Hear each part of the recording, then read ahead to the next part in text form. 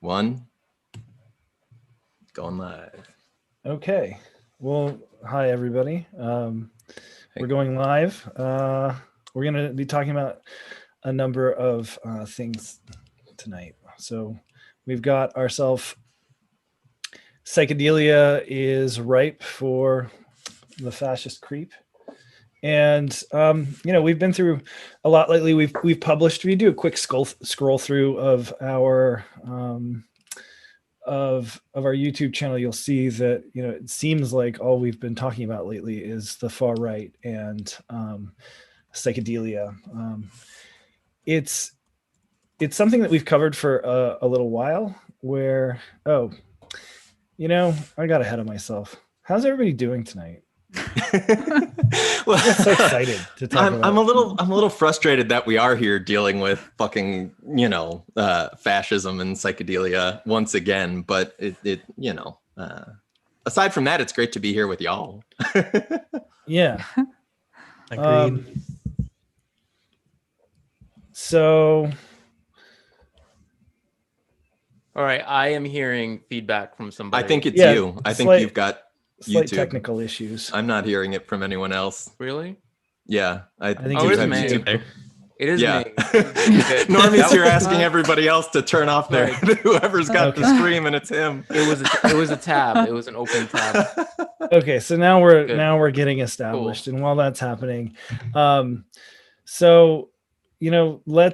let's just sort of get some of the few things out of the way. We have a podcast, and on YouTube, we're releasing older episodes. So if you know to disconnect between the coup at the Capitol episode, that's number 28, whereas other episodes are much lower. So if you're a Patreon supporter, you can get this kind of video engagement as it comes out, and the post game, and then.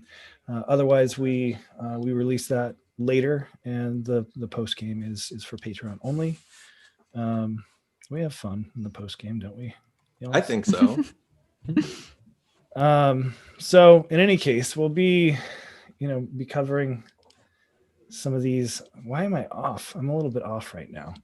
There we go. I mean, we'll be talking about some stuff that came across our desk recently that just was a little bit hard to ignore. So stick with us, but we're going to sort of paint a bigger picture about the fact that we've been paying attention to some of these issues for a little while, and pointed to the fact that it might be an issue that people with extreme authoritarian ideologies on the right seem to like psychedelics just fine. At the same time that broad mainstream narratives have been saying that psychedelics are going to somehow turn you into a much more like progressive, well-adjusted human. So one of the things that we do at Psymposia is we Nishay, go for it. I was just going to say, our plan for today was to have like the first 10 minutes, like allow people to filter in. And then we were going to experiment with a different approach to the live stream tonight, which is kind of more specific content that we have mapped out. Cause I've been, poking around YouTube, some of the live streamers that I watch, they kind of use their live streams to interact with, the community and make specific content like live with the community there. And so we have for tonight a specific terrain that we're going to go over that we've planned, as opposed to more shooting the shit live streams that we've done in the past. So I just wanted to flag that we're going to start probably in about 5 minutes from now, with the dive into the specific content. And then for the next 5 minutes, just kind of give a lay of the land and stuff like that. Would just like kind of introduce, let people settle in, that kind of thing. So I just wanted to flag that. Cool. Yeah, and we will shoot the shit between segments. You're like our Psymposia YouTube whip. Whip? Yeah. Minority whip? What is that? Yeah. I think it's. Go ahead. I don't know. I think our heads are just in the sort of congressional lingo with all that's happened recently. My head's always there. Sorry. Yeah, so I mean, the other thing with regards to chopping up some of this content so that we can, sort of skim some of the cream from these interactions is, it helps us ease into things, and that's what happens with live streams.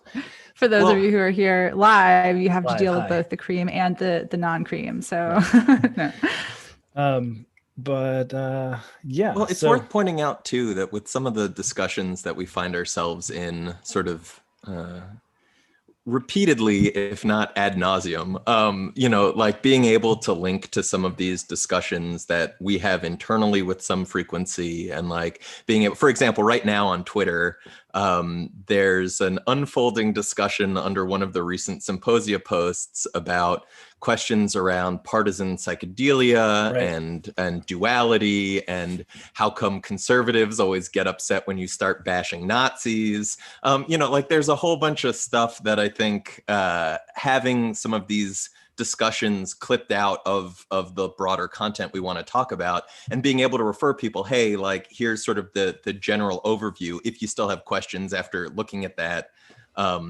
we can get into it. But if we're not at least having that similar baseline understanding, we're on very different terrain. So, for the people who've shown up tonight, being able to participate in that, and like I threw in the chat, we're happy to have questions and discussions and all of that, and we'll do our best to sort of break down and engage with what y'all's thoughts are, or questions, or where you're coming from.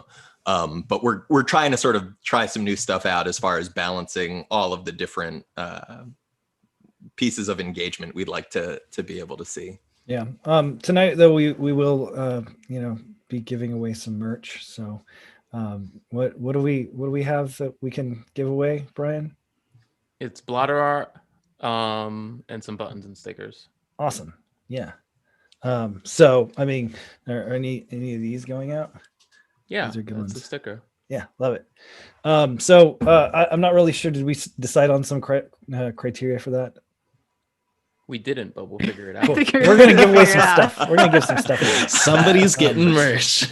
Yeah. We talked about Yeah. it, So but if we you weren't really want sure. to comment and be part of the conversation and stick around, I think we'll be going based on the comments. The seventh person who says, give me merch.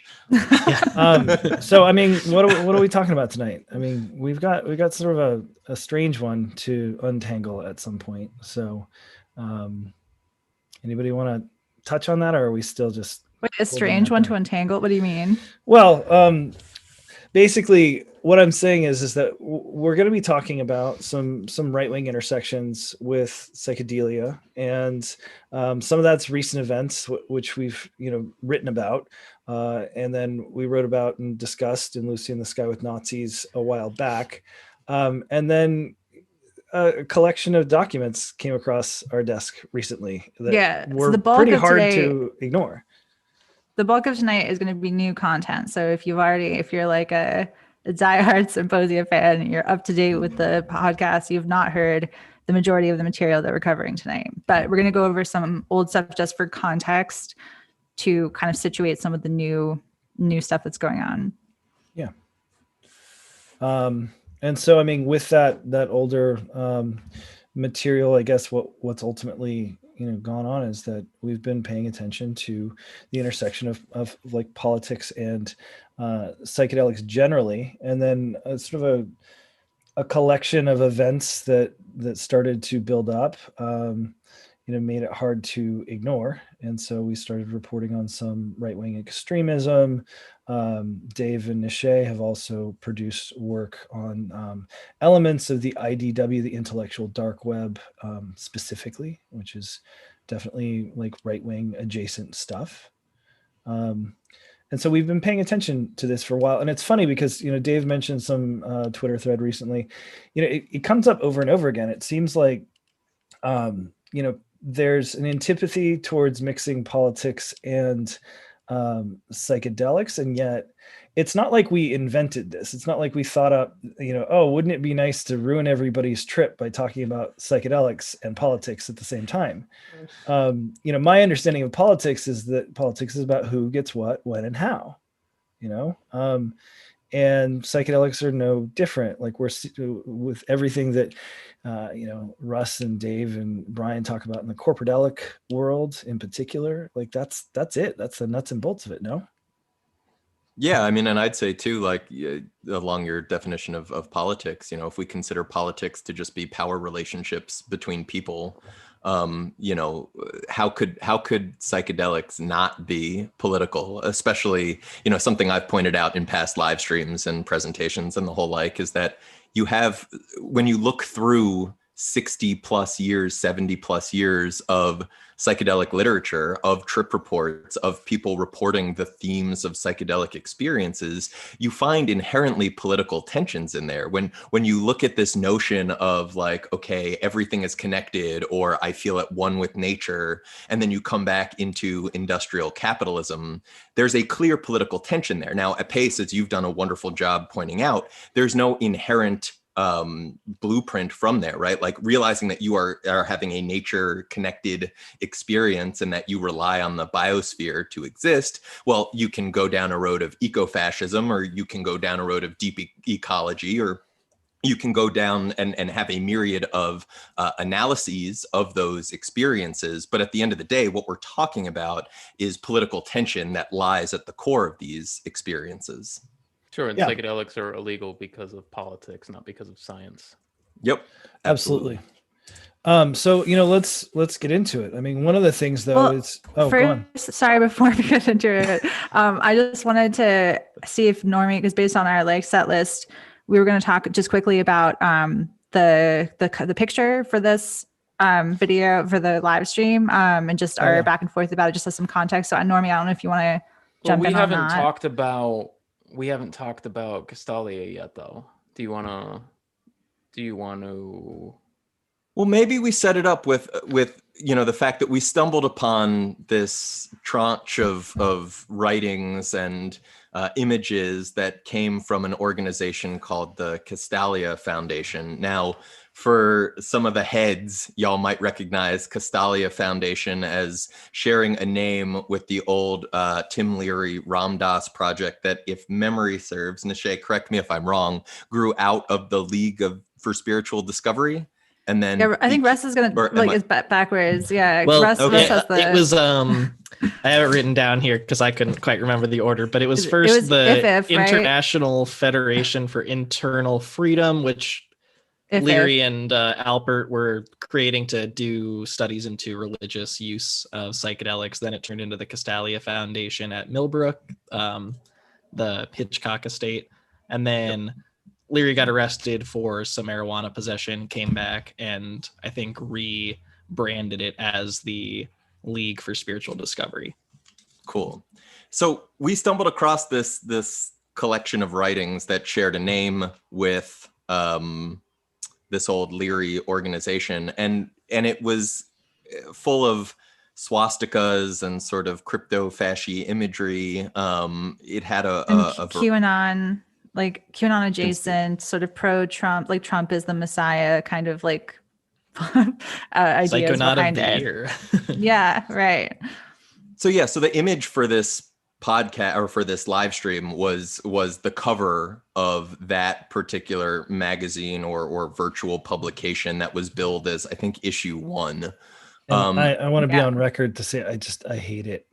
I hate. I think you said when we sent it through Signal, you said, "I hate it. I hate it." Yeah.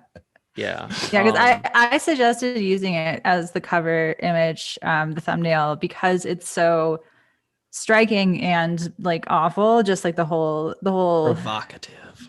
Yeah. I remember when Trump was first elected, and a lot of people were using Kali imagery as like sort of a feminine, vengeful force because he was, such a misogynist. And I think on top of just not liking it being used in that particular way, is really upsetting. It was Kathy Gifford or who? No, wait, what's her name? The who held the one who held up the head of Trump. Severed head. Mm-hmm. She just tweeted today about it. She said, "Oh, really? Am I uncanceled yet?"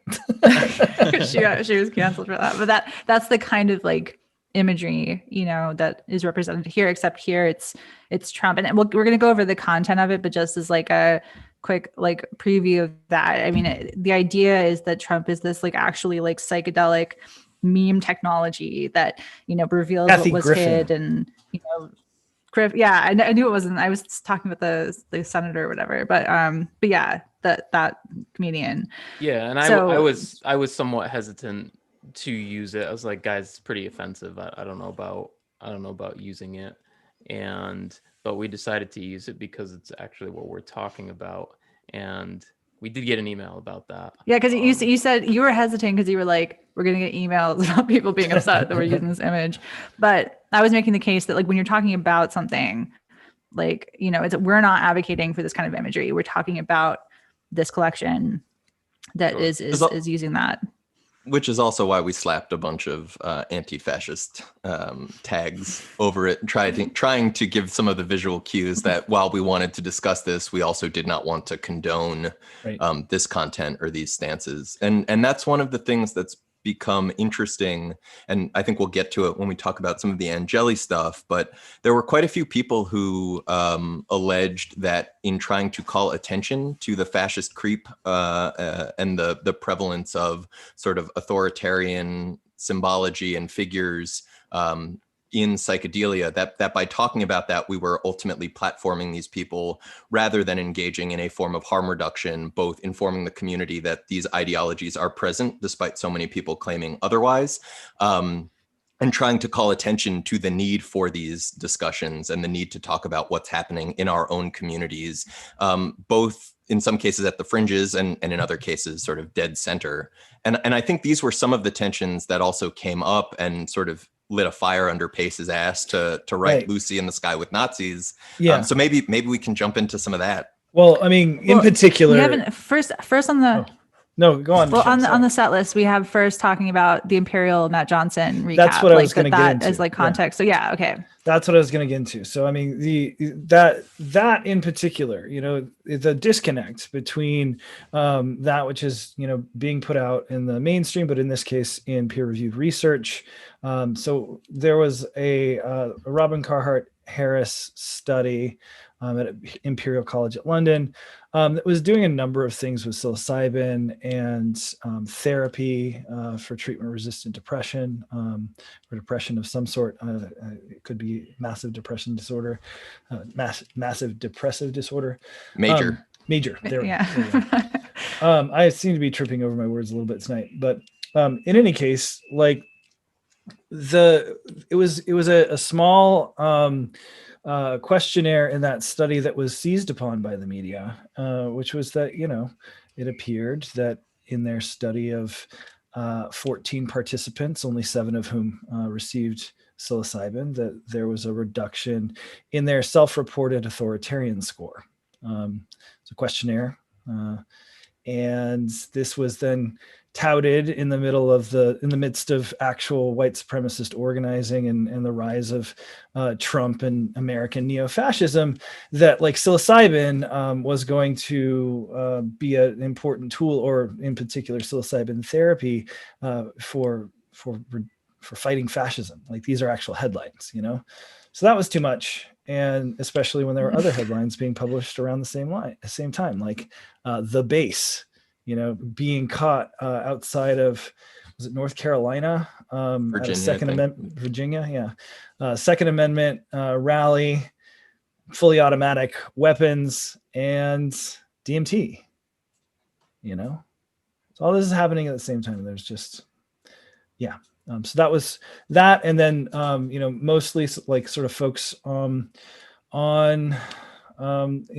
adjacent to the right and participating in the IDW, people like Jordan Peterson in particular, you know, speaking quite eloquently about some of these very same psilocybin experiences. Meanwhile, you know, he's eloquently. Okay, ably. Yeah, I knew somebody would pick that up. Ably, you know, like at least he got his facts straight for once. You know, when he was talking about the mysticism studies. So, so yeah, I mean, that was the context in which I first started getting interested in this thread. Sure, and also it's not, you know, that was about a year ago that you came out with the Lucy piece, And I think right after that, also you had done the interview with Alan Piper too, who has Right. been on this beat for a while. Yeah. You Which know, so just dropped on YouTube. So if you haven't checked it out, that's Yeah. there. And you know, Alan Piper had laid some of the groundwork for this, and that was really helpful in framing it. But then ultimately just seeing it out in the wild, and that, I guess, like led us to the Angeli piece. And we just talked about this recently, but as I said, you know, earlier, I just could kind of smell it on him. And yeah. Can I, before we jump into Angeli, sure. Nishay said something yesterday when we were kind of talking about all this that I thought really pertained to that IDW thread. Nishay, you said something, I think, along the lines of like a lot of these people like Jordan Peterson, Alex Jones, these people are kind of like what a lot of younger males are having an introduction into psychedelics through. I think in a lot of Pace cases. was talking about that. Yeah. Okay, someone was, yeah. I was yeah, but it was about that, I think. absolutely true. Yeah. That's like a lot of people have heard about DMT, for example, like because of listening to Joe Rogan. It's a meme. That's like, yeah. It's a straight up meme. Like, you know, anybody having a conversation with anything, Joe Rogan ordering a pizza. Hey dude, have you tried DMT? You know, and like, so look, we're talking studies. There's a study with LSD that shows an increase in suggestibility with people who have recently taken LSD. And I think the authors comment on the fact that this may be part of the mechanism that makes like psychedelic therapy actually like work, you know? So you got your neuroplasticity, you're a little bit open, a little bit squishy, you're a little bit gullible is the word, you know? Totally. And so, I mean, yeah, like other people like Becca Lewis, who I mentioned in Lucy in the Sky with Nazis. She's an incredible like digital media scholar. She's a PhD candidate at the moment. Wrote an article, a report called Data and Society, and for Data and Society, called the Alternative Influence Network, where you know, she comments, she documents, she maps the phenomenon of people getting introduced to, say, somebody like Joe Rogan, and then it's Jordan Peterson, and then it's Sargon of Akkad, and then it's Stefan Molyneux, and then it's Richard Spencer, you know. Not so linearly, but yeah. Dave, you want to say something? Yeah, well, it ties into two things, and there's a really great Innuendo Studios video called "How to Radicalize a Normie." That's Me? really hopefully not you, but it sort of walks through. You're already pretty rad, Normie. I'd say so. It walks through this process, right, of sort of normalizing whatever sort of anti-feminist viewpoints or this notion of anti-SJW, right? This lampooning of the notion of any sort of radical critique or critical discourse. And as you look through what these different characters make space for, and as you look through the comment sections, I mean, one of the things that I find so fascinating about pushing back against IDW and IDW adjacent figureheads is, like, on a recent video I did, the number of people in the comments on the video making apologetic arguments for fascism or for Breitbart, or saying like, oh, if you're not willing to give fascists a chance, you're pushing them out of the discourse. And it's like, yes, I don't think fascists deserve a platform. I think when we look through history, we can see what happens and the amount of bloodshed that comes from giving fascists a platform. We don't need to have these arguments or debates in the abstract. We can talk to the really existing histories. Like, how can anyone even suggest that after the after the last 4 years? How do you like? And this was such an important point, I thought, in Lucy in the Sky with Nazis, where Pace pointed to Joe Rogan as one of these figures, right? And we've got Joe Rogan on the record talking about the founder of the Proud Boys, Gavin McInnes, as like, you know, mostly a fun guy. Victor Berger has a great mix of it, and it is concerning that, you know, that's the take now. And I mean, it's not terribly surprising whether it's Milo Yiannopoulos or any of the other like sort of extreme alt-right folks that were platformed early in their careers by Rogan. You know, Rogan doesn't want to take any flack. Doesn't even really want to talk about it much. In any case, I think just as a quick, sure. to end cap on that, the point that you made pushing back against those folks was that like Rogan hasn't met a reactionary that he's not willing to make apologetics for. Sure. That like you wind up, you can say he's not this, that, or the other, like, oh, he doesn't qualify as a fascist himself. But like when these are the people that you're introducing your audience to, again, this is in that process of like radicalization, of exposing people, of normalizing ideas that are at their core fundamentally antisocial and dangerous to sections. Yeah, of I the had populace. I had a conversation a few years ago with one of Rogan's friends, who I won't name, and I was talking to him the night that Alex Jones was on. I might have been like I think Alex Jones hadn't been on in a few years or something like that. I'm not entirely sure, but what I had told them is like, what the fuck is Rogan doing with this? Like, you're putting Alex Jones to just spout his bullshit and like introduce like all these young guys to this, you know, a percentage of them are going to go that way, you know. And the answer was like, well, people can make up their own mind, or you got to shine sunlight on it, and that's how you do it. It's not how you do it. Like, he shouldn't be on there at all, in my opinion. Sure. I mean, yeah, and this was after, you know, Alex Jones had been sort of sending his audience against the bereaved parents of Sandy Hook, which is truly despicable. In any case, like we have some stuff that we want to get to. We would be remiss if we didn't note that Matt Johnson, who's at Johns Hopkins, had weighed in this discussion and said, you know, that no, we don't believe that, you know, that psychedelics are going to shift your ideology. And then it also expressed concerns about, you know, clinicians pushing in their, you know, their personal pet spiritual beliefs into the therapeutic space. And yeah, my reply to the second part would just simply be that decriminalization is a real good way that to not empower clinicians to become gurus by virtue of their gatekeeping role to the ineffable. But yeah. So in any case, like, do we want to just do a quick recap of Angeli? It was so soon. You know, yeah, hit us with some Angeli. I mean, like it's pretty simple. Like the guy, look, the reality is that he. So he was just this is for people who don't know. This is the bullhorn. Yeah, the QAnon Shaman. You know, the guy that left the Pence note on the on the desk. With the face paint and the spear, the loud voice. That guy who made himself a fixture at a number of protests, including climate protests and BLM protests on the side of defending the police. As far as we can tell, Angeli's earliest on-record public activism committed to print was, you know, advocating for a neo-shamanic, psychedelic, panacea view of, you know, the world's problems, fixing it all. If only, you know, Trump and all of us took mushrooms, like all of the problems we'd hug it out. You know, and I think we kind of know what happened then. He's currently incarcerated at this point.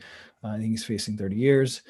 But it's hard to not note that, you know, the guy went from psychedelic advocacy down wasn't a K-hole, it was a Q-hole.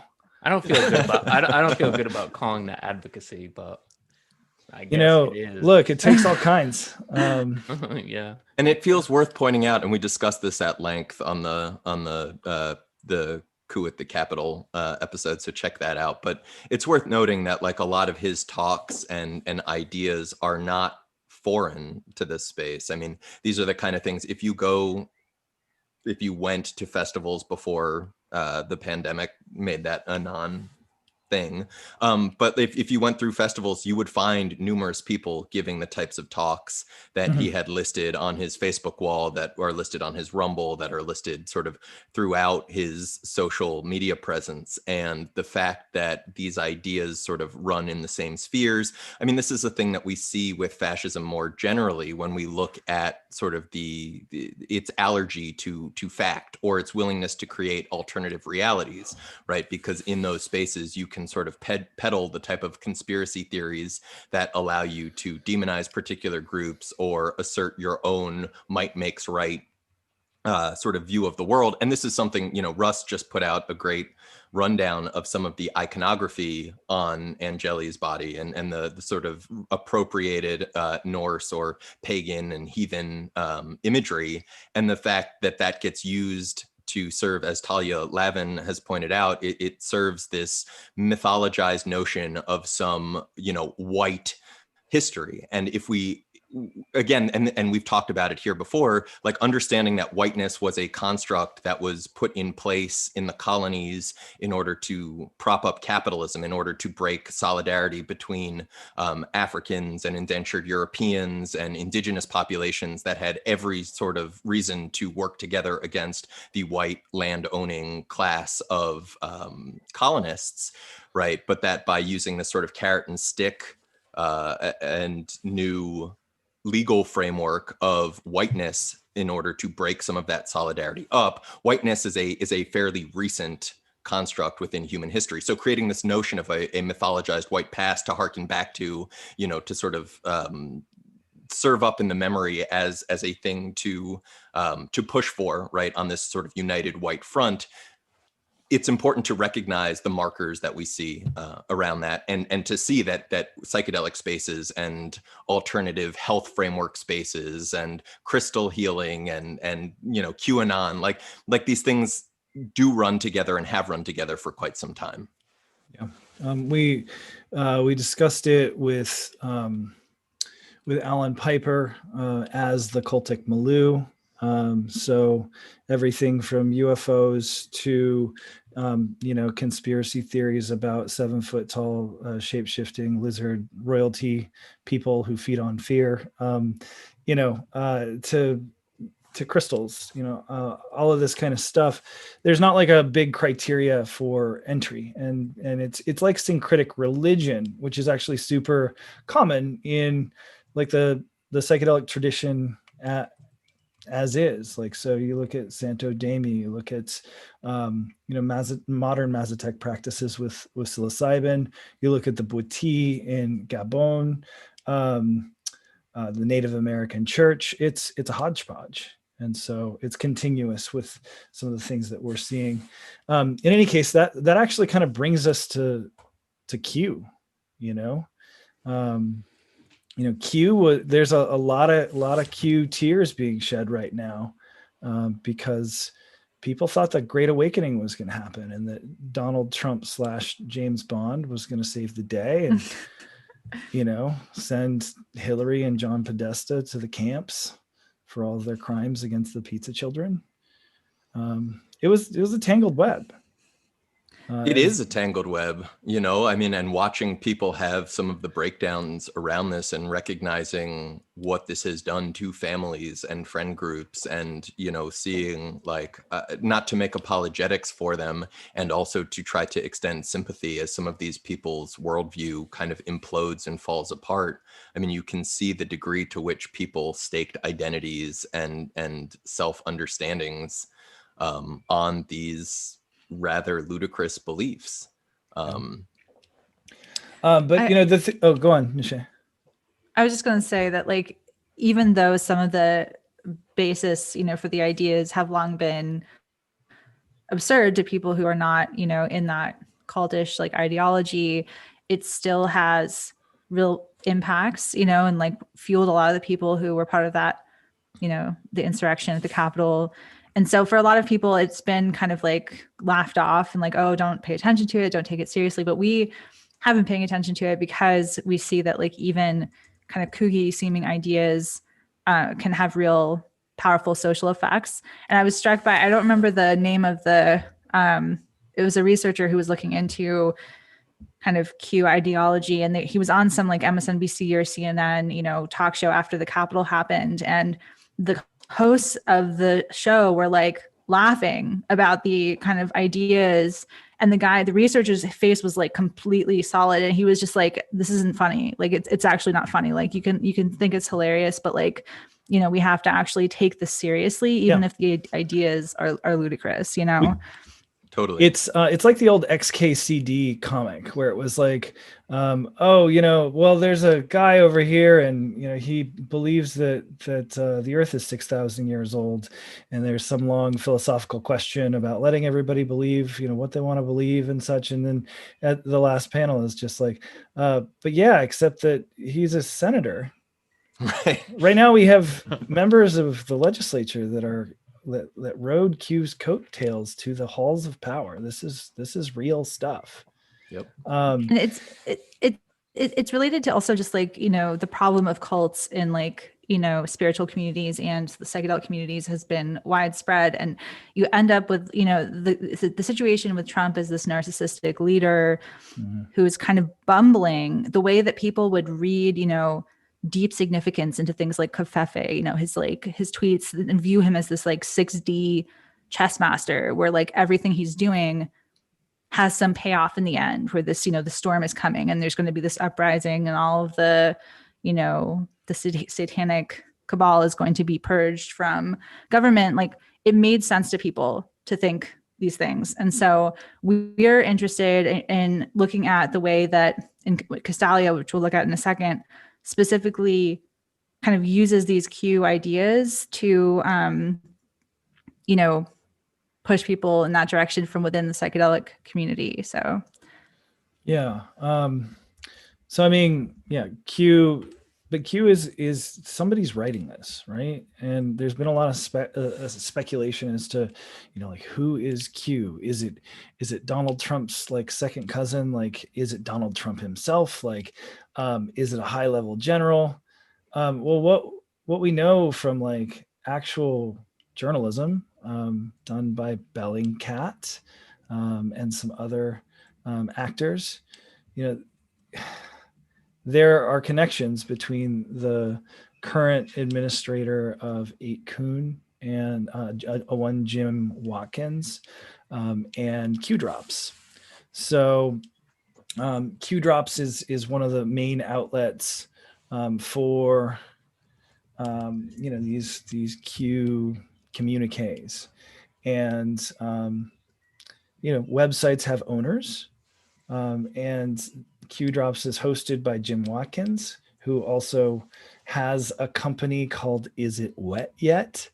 He's like been on the internet for a long time. He's a domain squatter and owns a lot of like porn URLs. But Bellingcat, you know, got an exploit in their data, in their servers, and was able to demonstrate that the metadata from a year's worth of emails showed very close communication between a number of the, you know, the head communicators of Q and their websites, and you know, Jim Watkins's emails. So that's, and there's some. Sorry, go ahead, Normie. No. I was just gonna say, and so Jim Watkins is who ended up like pushing out Frederick Brennan from 8chan, and 8chan was initially like conceived of Brennan through like a mushroom trip as well, you know, as like a free speech absolutist platform. And I think that I don't know if it was in the Reply All, was that the episode, the Reply All episode? But I think Brennan basically identified, correct me if I'm wrong, but basically identified Watkins as Q. Yeah. And the point that gets brought up around Q was that Q was sort of part of a broader LARP of security cleared anons, right? So if you're familiar with these chat boards at all, anyone can pop up with whatever sort of name. And there was like people playing this game of being part of the deep state, but on the message board. So it was like, hi, I'm, you know, 5-star General Anon. Hi, I'm like, you know, whatever CIA deep state, what CNN, right, exactly. And then suddenly like QAnon appeared, right, making, I think, a reference to, it's like a Department of Energy security clearance that supposedly has something to do with nuclear weapons, blah, blah, blah. But there was a bunch of issues where the account was fumbled, where the account password was guessed by numerous people. And if you look at the lineage, it looks like various people had control of the Q account at different times. There was one particularly, we could say, notorious or infamous case where it looks like at that moment Watkins may have been able to get actual control of the account, and there were Brennan was aware of internal conversations between him and his son about sort of what sort of political maneuvers could be made with somebody positioned to do that sort of propaganda through an account that had that sort of reach. And so you see these sort of developments along the history of this message board figure that allowed it to perpetuate messages along the lines of game design, right? Along the lines of sort of choose your own adventure. And yeah, go ahead, Pace. I just wanted to jump in real quick and mention that, the reason why we're talking about like Frederick Brennan and the history of 8kun and 8chan and these anonymous message boards you're talking about is that this is where Q came from. And ultimately, all of this is, part of a background for this weird material that we've come across, and that, it's continuous. It swims in this ocean that we're trying to describe just to situate people somewhere along the depths of the rabbit hole that we've fallen down. Yeah, and and one other thing I wanted to say is that what we found is that like a lot of psychedelic advocates, a lot of organizations, they don't want to talk politics at all. It's a politics prohibited type atmosphere generally. In addition to that, they don't want to talk publicly about politics. Right. Like, but we've pointed it out before, right? Implicit politics are fine. MDMA for military PTSD is fine. Don't question that as a political project. Sorry, go ahead. Yeah, and not only so that's no talking politics prohibited, but certainly don't talk about the far right or fascists with psychedelics either, because that makes us look really bad. So I think, well, it fucks with the narrative. That's and I think that's some of the importance that we've put on it, is that like this is a thing. It's been a thing. Like I was saying before, Piper, like it was Younger who he was a Nazi. He coined the term psychonaut, right? Well, he wasn't technically. He disavowed the party in 38. He was a German general. Yeah. He was a Nazi. Look, when you have to parse it like that, he's a Nazi, right? Yeah. So we just think it's important to talk about.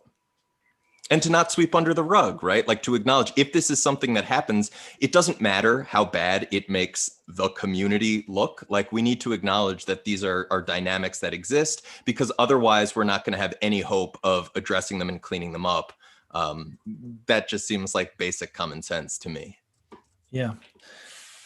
So, I mean, with all that kind of as an entree, do we want to get into any of this material? Nishay, I think you're muted. Yeah. Let's jump into, I was going to say, into Castalia. I wanted to say also that this conversation, just to Q and conspiracy and spirituality, I saw someone use that word in the chat. It also relates to, in this specific instance, and like kind of the seemingly appropriating a previously existing historical organization, the manufacturing of authority, in the sense that like kind of claiming the mantle of this organization in order to push your ideas, even though those ideas in some cases are harmful. So I'll turn it over to Russ, though. I think you have some context on the history and like the current iteration. So I've got a little bit of history and some fun screenshots to share. So kind of where I'd like to get the audience to is understanding. So this new rendition of the Castalia Foundation, understanding where that came from, what it's putting out, and then kind of a person who I've zeroed in on as someone who's potentially behind this organization or putting things out on behalf of this organization. So the original Castalia Foundation, like we talked about, was formed by Timothy Leary and Richard Alpert to give retreats at the Millbrook estate, or the Hitchcock estate in Millbrook, New York. Then eventually turned into the League for Spiritual Discovery, which was kind of went defunct at the end of the 60s. And then come kind of mid 2020, these two domain names pop up online. There's CastaliaFoundation.com and the Castalia.com. One was formed in April, one was formed in March of 2020. They just kind of popped out of nowhere, claimed to have been founded by Timothy Leary and Rosemary Woodruff, his ex-wife, and listed no current founders or anything like that. It was just Timothy Leary and Rosemary Woodruff founded the Castalia Foundation. This is our lineage. Both of them are dead and have been dead for some time. So the fact that these websites came out of nowhere in 2020 with no other founders attached sends red flags to me and feels a little appropriative of this historic psychedelic foundation. What else is there to say about it? They're putting out content.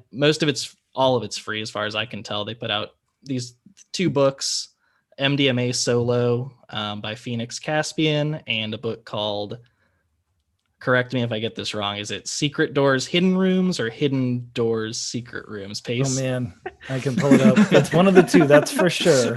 Yes. It is officially Secret Doors, Hidden Rooms. Awesome. By Okay. Clara Cali. So Cali's going to come up a lot throughout this episode, and that was what originally drew us in, was that Trump superimposed on the Cali image. At least that was for me, Brian. You sent that to the chat, and it was like, oh God, what is this? Right. So they've got these two books out that you can get PDFs of, whatever, and then this winter edition of their magazine where they name Donald Trump the Psychonaut of the Year, or the most psychedelic president since JFK. I think we'll dive a little bit more into that with, I think Nishay's got some PDFs highlighted for later. But I kind of wanted to explain that the only named person associated with this site that is anywhere online is Phoenix Caspian. And Caspian makes videos, music. I actually spent a day listening to his music, and he's a pretty good pianist, if I'm being honest. And his videos kind of center around child abuse by British elite for the most part. That's what a lot of his videos are centered around. And from what I can tell, it does seem like he has potentially experienced some abuse in his childhood, at least looking back at the Reddit account that he identifies as his. He outed himself on Reddit. I'm not like doxing him or anything. He has been posting about this for years. So I don't think this is like a grift or like anything like that. I have suspicions that maybe he was actually abused, and his kind of solo MDMA practice has been healing this. But kind of the way it's coming out through his writing. He gave a Beyond Psychedelics talk as well, I think in 2016, where he explicitly mentioned those experiences as a child. So that does seem to be something that he's putting out there. Yeah. Sorry, just wanted to. But the way that's coming out in the writing and the content of the Castalia Foundation is very conspiratorial and very Q adjacent. It feels like to me. It's kind of all these cabals of child rapists. Every religion in the world is a front for child rape groups, things like that. So yeah, I think we'll dive into some of more of their content later, but I've had some interactions online, just trying to figure out, is there actually anyone from the original Castalia Foundation linked to this iteration of the Castalia Foundation? And I thought I'd just take through a couple of answers. Phoenix tends to be the person who fronts all the questions about the foundation online. He answers a whole lot of questions about the foundation. Nobody else seems to kind of take on the answers for the foundation but Phoenix. So I've got a couple of screenshots. Yeah, so I'm gonna share my screen real quick.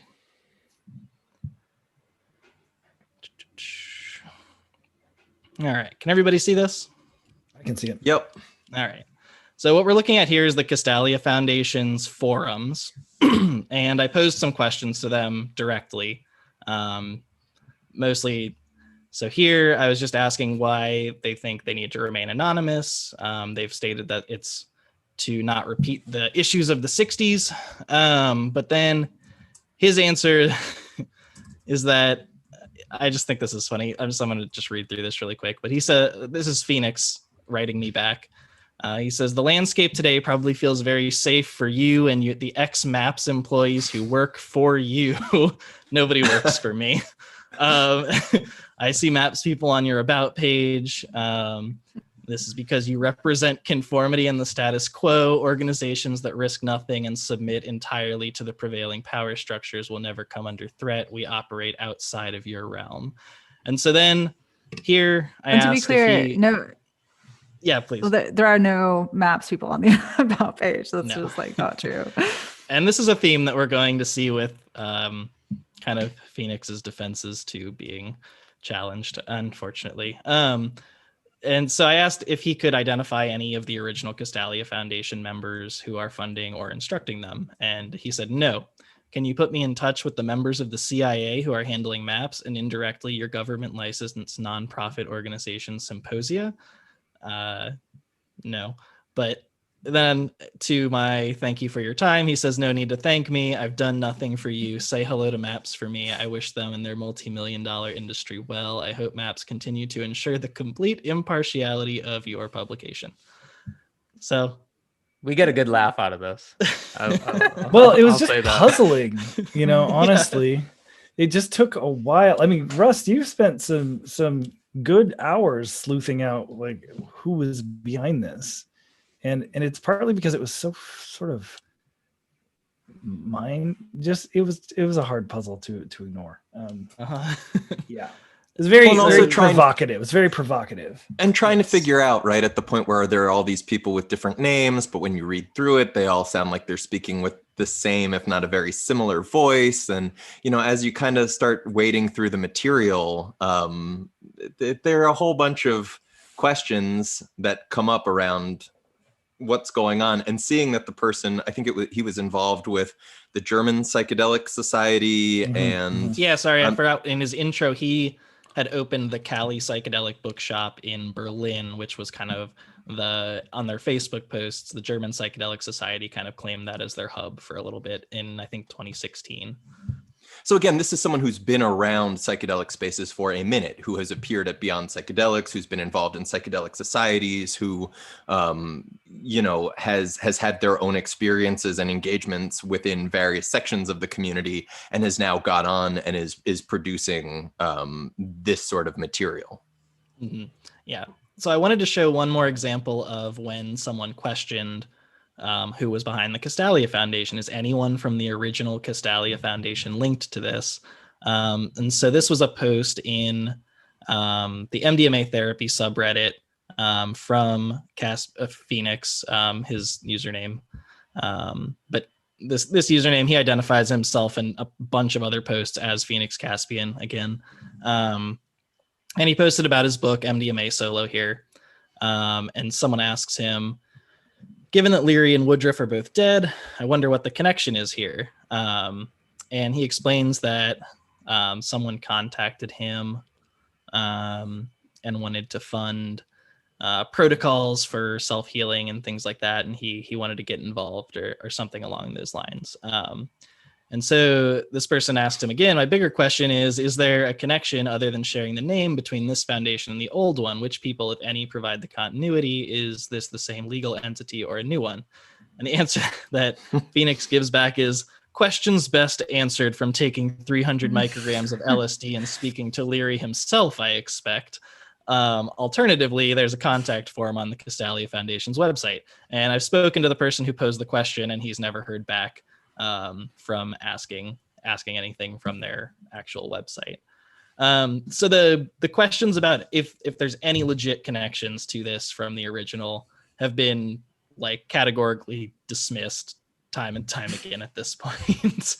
Which is important to do though, because they're claiming a very specific mantle. for very specific reasons. Yeah, they're claiming it's the organization of like one of the faces of kind of 60s psychedelia. Right. And yeah, so I mean, I couldn't think of anything further away from Ram Dass than this. Yes. And part of what we found so interesting about the magazine specifically is that like a lot of the critiques of kind of establishment or like capitalist approaches to psychedelics are critiques that we share, but we come to very different conclusions than the kind of like Trump will save the world conclusions that they come to. So it's an interesting kind of fork in the road between like we identify some of the same problems with kind of capitalist actors and financial interests and stuff like that, but we come to different outcomes about that. So we'll talk about that in a second though, once we look at the magazine. Yeah. And then the last thing I have to share here is just something that made me laugh really hard because after I was accused of having MAPS people working for me and whatnot, I thought it was funny to see this. This is the same post that we were just looking at, the MDMA solo post on the MDMA therapy subreddit. But notably, it was removed from the MDMA therapy subreddit by this moderator here, Al Iberia. And he specified that he removed this post because it was promoting, where is it here? The guide is removed due to specific unsubstantiated medical claims it is making, especially those surrounding schizophrenia and ADHD. So this is the moderator just in good faith having to take this down because he sees potential harm that could be done from people reading this guide. So following this removal, Phoenix created his own subreddit called RMDMA Solo, where he began posting about this moderator and saying, I think the problem went a little deeper than just my post. The previous mod was definitely a MAPS employee therapist. The new one was chosen by the old one, so is likely either also an employee therapist for MAPS, or at the very least was aligned with them. Not that I want to silence MAPS, haha, just that it was my observation that the subreddit was technically a MAPS MDMA subreddit. And so the next comment down is the moderator from the MDMA therapy subreddit. He goes, I have no intention of chasing you down to your own subreddit or causing further arguments, but I do have to clarify this point. I am not associated with MAPS in any way, either as an employee or a volunteer. I haven't had any communication with them aside from discussions with the previous mod. So I don't know. I just think it's interesting. They dodge any questions about any original members, and if you question them, you're a MAPS CIA front, trying to kind of take them down through and expose them to the deep state or something. I don't know. But that's been my experience kind of following these threads through forums online. Which is really an important contribution. Because thanks for doing that. Having some sense of where all this came nothing from. If not a forum lurker. It's just valuable because the reality is like when somebody is creating multiple identities for themselves and then sort of appropriating the reputation of at this point so distant that they're somewhat mythological characters to support their argument. Peeling back that onion, it provides some grounding to which to view that which Nishay, you want to help us figure out what we're looking at? You want to look at the magazine? I mean, does that make sense? Time? Okay. Yeah, I think so. Real quick, somebody had asked about the magazine or about the site being down, and their site is down at the moment. I think the claim was that it's site maintenance. You can find the site on the Internet Archive, Wayback Machine. Thank God for the Wayback Machine. Wait, how did it get there, Dave? I don't know if that was us. I think there's one that predates us, but I think somebody on the team also archived one of those. So, and there's great tools for archiving things to the Wayback. So if you're somebody who bounces around these psychedelic spaces and sees weird stuff, whether corporadelic or otherwise, and want to contribute to sort of the communal awareness of what's going on, archiving things in the Wayback Machine is a huge help for all of us. Wayback it and send it to Dave. One thing I want to note before we dive in, I mean, I guess it is part of this, but look at the date, winter 2020, and the site's already down. Yep. But wasn't that just because they were updating it? That's the claim. We'll see if it pops up. Yeah. Okay, so this is the cover image for tonight's stream. Striking, to say the least. And then the subtitle, celebrating the most psychedelic president since JFK, and then a little preview of the subjects. There's 5 short essays in this magazine, and a bunch of pictures, mostly pictures, both of Leary and his circle, and then also some stock images that I guess kind of speak to the topics explored in the essays. So I figured we could just kind of read. Okay. Yeah, just a quick content warning. There is going to be some Nazi iconography as we go through this. Yeah, and child exploitation stuff. Yeah. So yeah, be warned. So just the editorial by Frida Hayes, again, presumably either pseudonym or alternative name. But what happened to the psychedelic movement? And so I figured I'd just kind of read through some of this, and we can just discuss it, because it brings up a lot of stuff. And I added the highlighting. So if you could take the hope, love, and joy of the psychedelic movement of the 1960s and invert all of its values, you would end up with 2020. Look out of your window. Behold the Instagram zombies prowling the streets in their government-decreed muzzles, staring down at their Apple-branded contact tracing devices. What happened to the think for yourself and question authority revolution promised by the psychedelic movement? How did we end up in a situation where the world's most famous pedophile, Bill Gates, pushes a narrative of fear and hatred through his private corporation, the World Health Organization, and millions dance on the end of his strings? Gates shares the mantra of close friend Jeffrey Epstein, who said, "I collect people, I own people, I can damage people." It is too easy and simplistic to blame Gates and his elite parasite class, including the British royal family, who have transparently raped, trafficked, and abused our children for decades.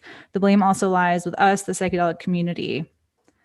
And then it goes on, many of us were quick to lambast the haphazard urgency with which Timothy Leary set about his mission to promote the safe and responsible use of psychedelics during the 1960s. In the barren hellscape of 2020, however, we see clearly that Tim was misrepresented by those who painted him as a reckless, self-promoting maniac damaging the psychedelic scene. And we do see that, that blaming of Leary kind of commonly in at least the historically mainstream science conferences. And so they are taking this alternative view that actually Leary was right. We are in the lineage of Leary, and we're going to kind of set the record straight. And also, just as far as the mention of Bill Gates owning the World Health Organization, I mean, this is a conspiracy theory that we also saw pushed by noted psychedelics researcher J.P. Barsuglia, and that we talked about both in an article and a prior podcast. And so again, it just the importance of recognizing that these are ideas that are floating around this space and are not just held by folks like Phoenix and involved in these sorts of projects, but actually appear from fairly mainstream figureheads who are involved in psychedelic science. Yeah, it continues. Today, we see the consequences of the reign of maps and other CIA fronts, utter compliance and conformity by vast swaths of the population. The question has to be asked, if Tim was still alive, would 2020's deep state takeover of the American consciousness have been possible? Who in the public arena today takes regular psychedelic trips out of the fish tank of mass media Fantasyland and reports back to us? Perhaps only Elon Musk, which is an interesting decision. I'm kind of curious, what do you guys think of that stand out as the choice for he's the one doing that? I mean, I think it's notable that he smoked a joint on Joe Rogan, and that got a lot of people's attention. But other than that, I don't think he's done a whole lot of admitting to drug use, although I'm sure he's done it, and he's alleged to have, taken LSD with Grimes while, he should have, well, she should have been recording an album or something, yeah, the admission, who's reporting back? I don't know. Anybody know of Elon Musk reporting back from hyperspace? Yeah, kind of. I mean, the only Can't say more. I do find it Sure. fascinating that like there's this constant calling out of these elite people, but then somehow Elon Musk is on a pedestal. Like, yeah, is he Par not for the part course of that of someone class? that thinks like this, though. And also, not to be petty, I know we're going to get into the Carrie Mullis stuff, but I'm pretty sure it's Carrie, not Carrie.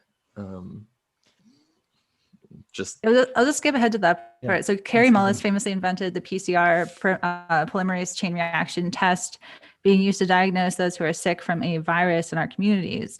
Mullis discovered the PCR under the influence of LSD, which he advocated. And that's one of the common examples that I've heard about for, a decade since I've been in the field, Carrie Mullis, PCR, like that's like but I forgot to look up ahead of time, like what, because I'm pretty sure it wasn't directly like he was like informed by that. I would have to double check though. But I have heard that, circulating a lot. But in this case, yeah. And in this case, he says that he kind of draws this connection because you might have heard of PCR tests like in the news recently with the coronavirus. So people, because one of the more accurate, kinds of tests uses PCR to identify the virus. And so then this author continues, Mullis also made it unequivocally clear that the PCR was not a diagnostic tool. We find ourselves then in a bewildering position where a tool designed in collaboration with LSD is now being used as the measuring device in the latest round of divide and conquer. There is a kind of poetic horror to the proceedings. Carrie Mullis, who said Fauci is a fraud, now finds his test being used by Dr. Fauci to enslave Earth. Mullis conveniently died last year. It must be conceded that the mainstream psychedelic movement has failed. It was co-opted by a MAPS-led CIA operation designed to serve as a Pied Piper campaign to lead away those who needed psychedelic medicines. The MAPS scam was simply to implore survivors to just wait another 5 years ad infinitum. Mysteriously, the FDA took just months to approve experimental mRNA vaccines for Fauci's virus, while the true pandemic, the elite abuse of children, remains untreated. So I'll leave it there for this one, but it's just, you can see, the conveniently, there's this sort of conspiratorial thinking there and treating it. I don't know. What do you guys think of the specific connection with the RNA? What I always think of, or sorry, stumbling here on my words. But the MAPS-led CIA operation designed to serve as a Pied blah, blah, blah, blah, blah, blah, blah. But the whole MAPS-led CIA operation thing, if they could like turn over any kind of receipts on that, would be fascinating to read. But they can't. Like, it's just all these claims that, I don't know. Yeah, some people's Facebook feeds are filled with MAPS CIA nonsense. Well, and there's also, and again, like I said, I didn't want to be petty about like a misspelling, but at the point where you're going to make fairly significant claims that run counter to what might be considered common knowledge, I would hope that you could at least get the person that you're talking about, get their name right. And then when it comes to the question of Mullis making accusations around Fauci, there's a Reuters fact check that was updated on November 13th, 2020. So the initial title was "Inventor of Method Used to Test for COVID-19 Didn't Say It Can't Be Used in Virus Detection." And then in November, it says, "The verdict of this fact check has been changed from false to misleading to reflect that the quote examined may have been a fair reflection of Mullis' views, if not a direct quote." And then it gets into how accurate Mullis' views around PCR testing may have been. It brings up the assertion, which I think about Fauci being a fraud, was floating around on Facebook as a sort of a single image, like screen cap with text that was attributed to an article written by John Lauritzen rather than Mullis. and the context in the quote show that Lauritsen is not saying PCR tests don't work. Instead, he's clarifying that PCR identifies substances qualitatively, not quantitatively, detecting the genetic sequences of virus, but not the viruses themselves. And it goes through a bunch of that. So again, like extraordinary claims require extraordinary evidence when you're sort of just throwing these assertions out there with misidentified people and very vague general statements. I think that cast doubt on such what we might call extreme positions. Sure, but I have to bring something back here from the comments that is really pressing. It's hard to unsee once you see it. Hychin13 says, "Is that the same font as Double Blind Mag?" Oh, it is. No comment. That is a very common font in Psychedelia. I believe Field Trip uses a similar one. There That's we go. right. Wow. Yeah. Has Yeah, that but once perfect I was psychedelic like- aesthetic. Yeah, so there it is. Yeah, not to suggest they're connected. But yeah. So who Nope, wants to it's a free take font. who wants nice to take font. number 2? I can do it, unless somebody's itching at it. No, go for it. Okay, so we can read the title. We are the second wave. Which like just the title, like, because obviously it's like a pun, like it's a play on like the second wave of the virus, but it's like, no, we are the second wave, Yeah. So there's like there's like a kind of weird humor through this. Yeah. So the deep state never expected a geeked up army of LSD fueled rebels to smack down. That looks New like an World InfoWars Order. headline. It looks like Yeah. InfoWars 100%. Yeah. These are tropes that are continuous with right-wing conspiracy that goes well beyond the scope of everything they're Oh my talking about God, here. like, Goes well someone- beyond the scope of psychedelia. We're talking like David Icke, other kinds of like MK Ultra mind control adjacent speculation, which we'll get into later. But so the highlighted sections here that Nishé's got is it was supposed to be easy. Rebrand seasonal flu, hype it up through the big six propaganda machine, censor anyone who questions the narrative, muzzle the cell phone zombie masses to spread fear and shoot everyone up with an experimental mRNA vaccine for enormous profit. What could go wrong with this nouveau Auschwitz? Yikes. Quite a lot, it turns out. They identify a fascist resurgence, but from their perspective, the anti-fascists are the real fascists, which is a Where have we heard that before? Yeah. Also, just a quick thing. Notice the similarity in this writing to the first one, and as we go through all of these, they're all very similar. Yeah, the and tone, all the claim type to be of different humor. authors. Yeah, they're all different names, but it's like a very similar voice throughout. Right. So he talks about Zizek and, first history is first a tragedy and then a farce. And it's interesting because there is a fascist resurgence going on in 2020, but that's not what they're talking about. It just, it catches your attention and then you're like, wait, what? So it says this dull rehash of 1938 was novel only in that this time around, the Nazis pointed at those who supported free speech and then relentlessly claimed these free speechers were actually the Nazis. What's the rehash of 38? Is this like the I'm annexation assuming of Austria or something? Yeah, It's I'm like assuming timeline's book fucked up. burnings, and I'm not going to speculate too much, but I'm assuming that kind of censorship. But it's kind of the Nazis pointed at those who supported free speech. Well, like they did that in the first time around too. Anyhow, so skipping ahead. This is the last time since the Jews were diseased. Last time the Jews were. This is where he's comparing, or who is the author of this one again? He Jared is Trips. presumably is comparing the stars worn by the Jews to the mask. But as you read this section, like pay attention to the slipperiness of the metaphor, because it's like a lot of fascist ideology, there's an inconsistency to it. Like sometimes the star masks are referring to the oppressed or the victimized, and sometimes they're referring to the oppressor, and it doesn't quite fit together and make sense completely. But go ahead and read it. Yeah, it says, last time the Jews were diseased and had to be socially distanced and wear stars. This time we were all diseased and had to wear masks. To everyone with access to high quality LSD and who wasn't scrabbling about blindfolded and hopeless in the Facebook censorship pit, the ruse was transparent.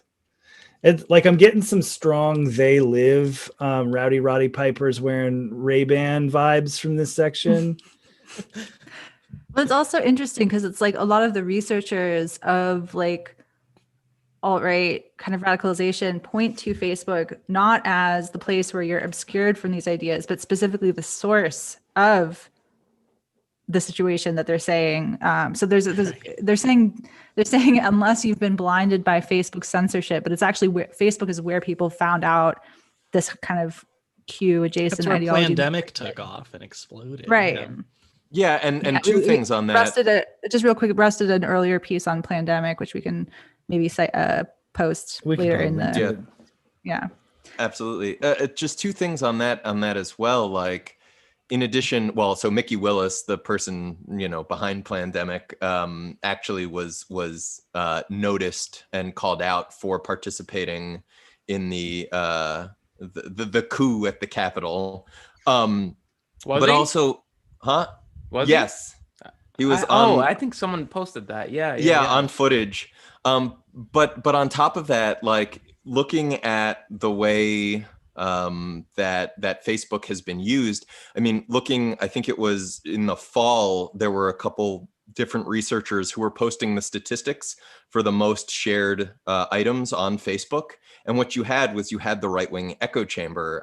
You had like the conspiracy theorists. You had, I don't remember if it was Breitbart particularly or Breitbart adjacent outlets. There was a number, and when you look at the circulation power of these organizations that were pushing virus conspiracy theories or political conspiracy theories as far as like voter suppression or the election questions and all of this nonsense. I mean, the reach of these outlets through Facebook, while at the same time shutting down anarchist and anti-fascist outlets such as It's Going Down, Crime Think, others.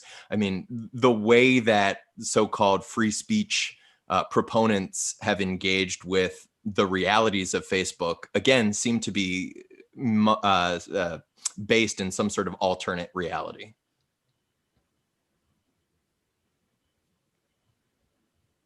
Shall we go on? Mm-hmm. Yeah, I think so. So it's mostly I think that yellow part at the top for this one. Mass genocide throughout history has typically begun with the shrill cry of pandemic, followed by the shaming of anyone who asks something as dangerous as, back in 1938, "Are you sure the Jews are rats spreading disease?" What if all the media are just making all this up to profit the royal family and wealthy industrialists? I think that's worth highlighting because in other works from the Castalia Foundation, there's quite a bit of fixation on the misdeeds and crimes of the royal families, which hey, that's a thing. Shall I continue, or are we moving on to this highlighted section? I mean, just to point out, like to compare discussions around COVID, particularly like looking at some of the discourse we've seen in psychedelic spaces from corporadelic actors, right? Looking at Christian Angermeyer pushing hydroxychloroquine and azithromycin as a miracle cure, well before there was good evidence about what it did or didn't do in these cases, only to find out down the road that it actually increased the potential risks and mortality from COVID.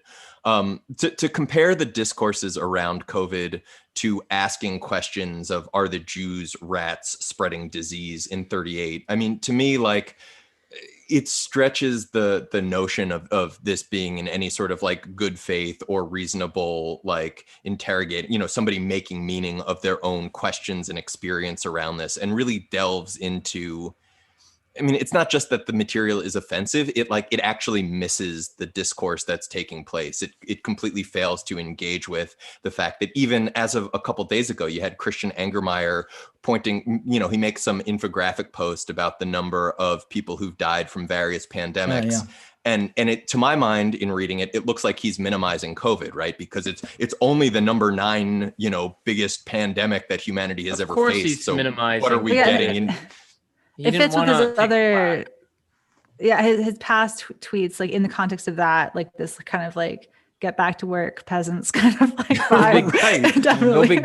No big deal. Go make money for me and my companies. Right. So to compare people asking those types of questions or minimizing the mortality from COVID with people who dared, voice opposition to what Jews and Roma people and various other folks in occupied Europe were dealing with, like, the notion that there's any comparison to be drawn there just doesn't make sense to me. Yeah, I think it's also like worth mentioning that the continuity of the Q narratives with sort of re-varnished the protocols of the Elders of Zion anti-Semitism, and this kind of just sort of ham-fisted shoehorning in of Jewish metaphors to describe pandemic mind control conspiracies. Like it's like nails on a chalkboard. Yeah, this is a lost. This is really, to me, just a lost soul. Yeah, and this is a thread that extends into say like that Hidden Secret Doors, Hidden Rooms book too. They reference mask wearing as mind control and things like that as well. Yes. Shall we move on? So apparently we are all prisoners on a big Epstein Island. The pedophile elite raped our children and exploited our labor. This gets back to what I was saying before, where it's like there is a like financial elite that's actually exploiting people that like we touch on, but the kind of implications that this person and this community, if there are multiple people, take from that are kind of, I think, distracting from being able to address the real problem of like capitalism and inequality and stuff like that. Well, and that goes to say in the fairly recent video I recorded of Rebel Wisdom and Daniel Schmachtenberger and sense making and all of this stuff. I mean, it's one of the reasons I tried to point out in that video that actually discussing the material realities and the actual histories rather than metaphorical imaginings of Eurocentric histories and the way somebody dreams that they could be, as seems to be common sense. Like, we need to discuss what actually happens both in the present and throughout history, not because like we need to blame this on any particular group of people, but because if we're going to have a coherent discussion about the forces acting on the world and on our society and actually pick apart why the things that we're observing are happening, right? To make sense of it, if you will, we need to discuss the specific things that are happening, not this abstract notion of, everyone or many people may feel this sense of elites are manipulating things. Yeah. But to have a coherent analysis of the what's and the whys and the hows, we need to talk about the specific components of material reality. Can we talk about how Gwyneth Paltrow made her way into this magazine? Go ahead. Oh, that's not Gwyneth Paltrow? Joke? It's a joke. Janis Joplin. Well, that's the thing, though. The segue from like 1938 Germany to this like, this psychedelic golden age stuff, and then back to Nazi Germany. It like happens throughout this magazine. It's really jarring. Yeah, it's using the aesthetics of the 1960s counterculture as a way of like, well, we'll get into the style section in a second, but as a way of specifically bolstering this sort of anti-mask, conspiracy angle. But let's get into the next one, which is the LSD yoga. And I was specifically very sad to find this explored in this magazine, specifically because I named this sort of thing in our last live stream as a subject that is very discussed, understudied in the psychedelic community. This, because I mentioned last time how experiences you can kind of tap into an intuitive way of like relating to movement that actually like helps get you out of not just like stuck thought patterns, but stuck body habits that, are tied up with anxiety and depression and all this other stuff. And that, just lying on the couch talking to a therapist isn't really utilizing it. Use Dave's word, sorry, in that direction. Oh, go ahead. Well, I was going to say, before we jump into the third article, do we want to take a break and do some audience questions? Because I know we said we were going to do that early on. We've gone for about 85 minutes. I know where we're going to break and come back to this. I've been, jotting it all down. So if you want to, I know let's take a sec. I think cool. we should jump in. So let's see here. I'm going to scroll up sort of the top-ish area. So I tried to engage a little bit in the comment threads when I wasn't trying to string words together.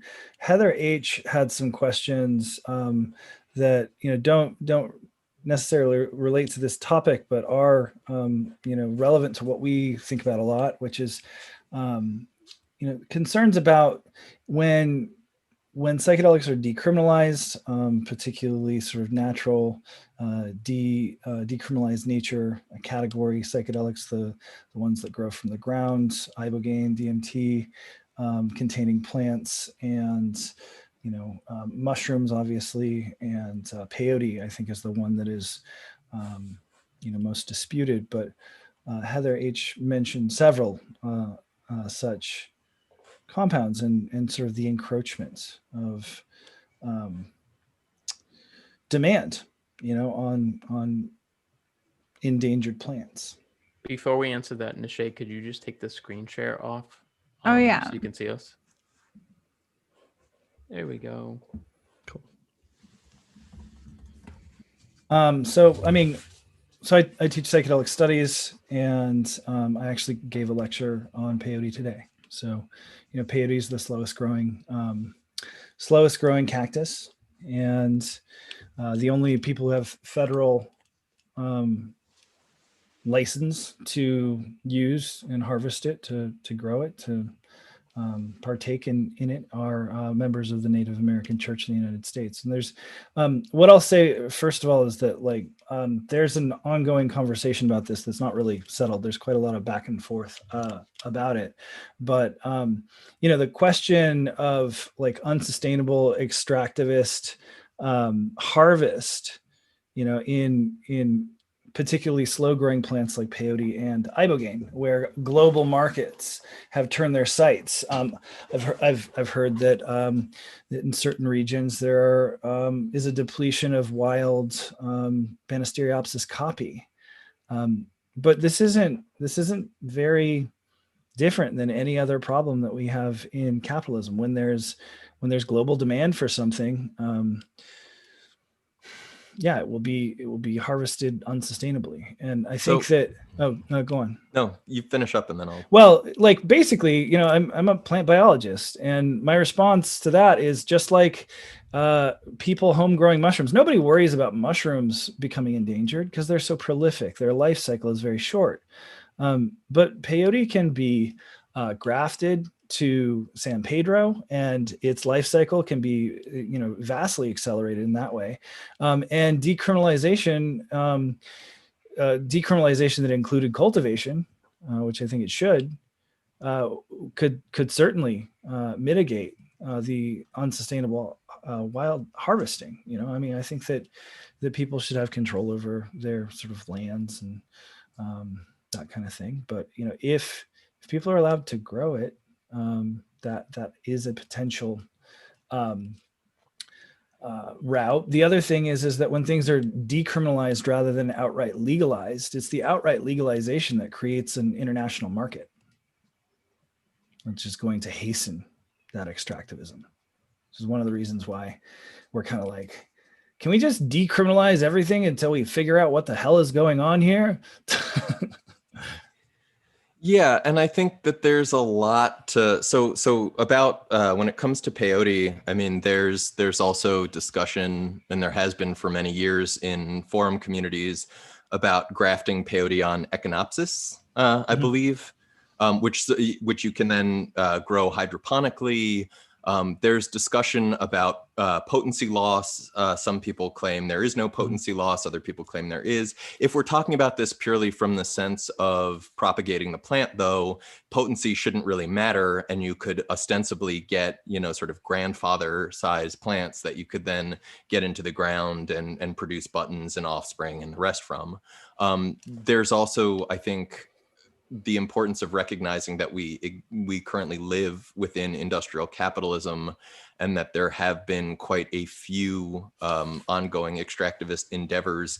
And so there are these interesting tensions between, I think, commodified approaches versus like communal efforts to grow for maintaining genetic lineage and accessibility more generally, right? So like if we look at the absolute devastation of Iboga in Gabon, and we recognize that people's attempt to treat opiate dependence in the US has contributed majorly to that, right? As people sort of emphasize their right to detox using Iboga. But then we look and we see in places in Southeast Asia, I believe, as well as certain, in Australia, there are Iboga plants that are growing. You can actually order pods. I know people in California and Florida and elsewhere who are growing and propagating and selling Iboga pods, so that other people can also grow and continue to, propagate these plants, right? We get into these really difficult terrains of, at the point where we've seen this decimation, at the point where there is ongoing biopiracy, but then we have, cultivator communities that are looking to grow these plants where they live, so that one, they're not continuing to deplete the native populations, but two, you get into these questions of reciprocity. You get into questions of, how do you give back? You get into questions of to what extent is working towards self-sufficiency among communities that don't have connections to some of these endemic populations of plants. How do they engage with that, both with the cultures that have stewarded some of these plants for long times, as well as the cultural realities of where they live. I mean, there are, I think, myriad questions around that. And when we look too at, say, peyote, right? Like I know that there are plant propagation forums that have done member buy-ins, right? Where you now have people across the forum that are each chipping in a couple bucks to buy ungodly amounts of peyote seed. And with the hope of, again, propagating and increasing access in ways that don't necessarily get into the issues around indigenous propagation, questions of folks raiding lands or abusively and extractively harvesting cacti. I mean, it's not so simple. Like when we talk about reciprocity, it's not as simple as give these people XYZ dollars and that addresses the harms. If we want to talk about this, like we need to get into issues of land back. We need to get into issues of like, if we're going to talk about, say, 5-MeO, right? And the notion of toad extractivism, like the harm to the animal, like what sort of, if somebody were to set up a synthetic lab, and to be clear, there's all sorts of issues of neo-colonialism around this, but like if there was to be a synthetic lab that was offering, some sort of payments to people in the Sonoran Desert region, right? Like, and again, like, it's a mess. It's an absolute mess. But part of the reason it's a mess is because we have these much greater issues of industrial capitalism, that if we're going to talk about this within a psychedelic context, we need to get into the politics that undergird this. And it deals with more than just psychedelic cultures. It deals with the broader cultural questions and social relations that we currently and power exist relations. within. Absolutely. Yeah. So, I mean, we can, and probably will at some point, given both Dave and I specifically's like interest in some of the the cultivation of these plants and compounds. But yeah, without sort of spending too much time on it, that's sort of a taste.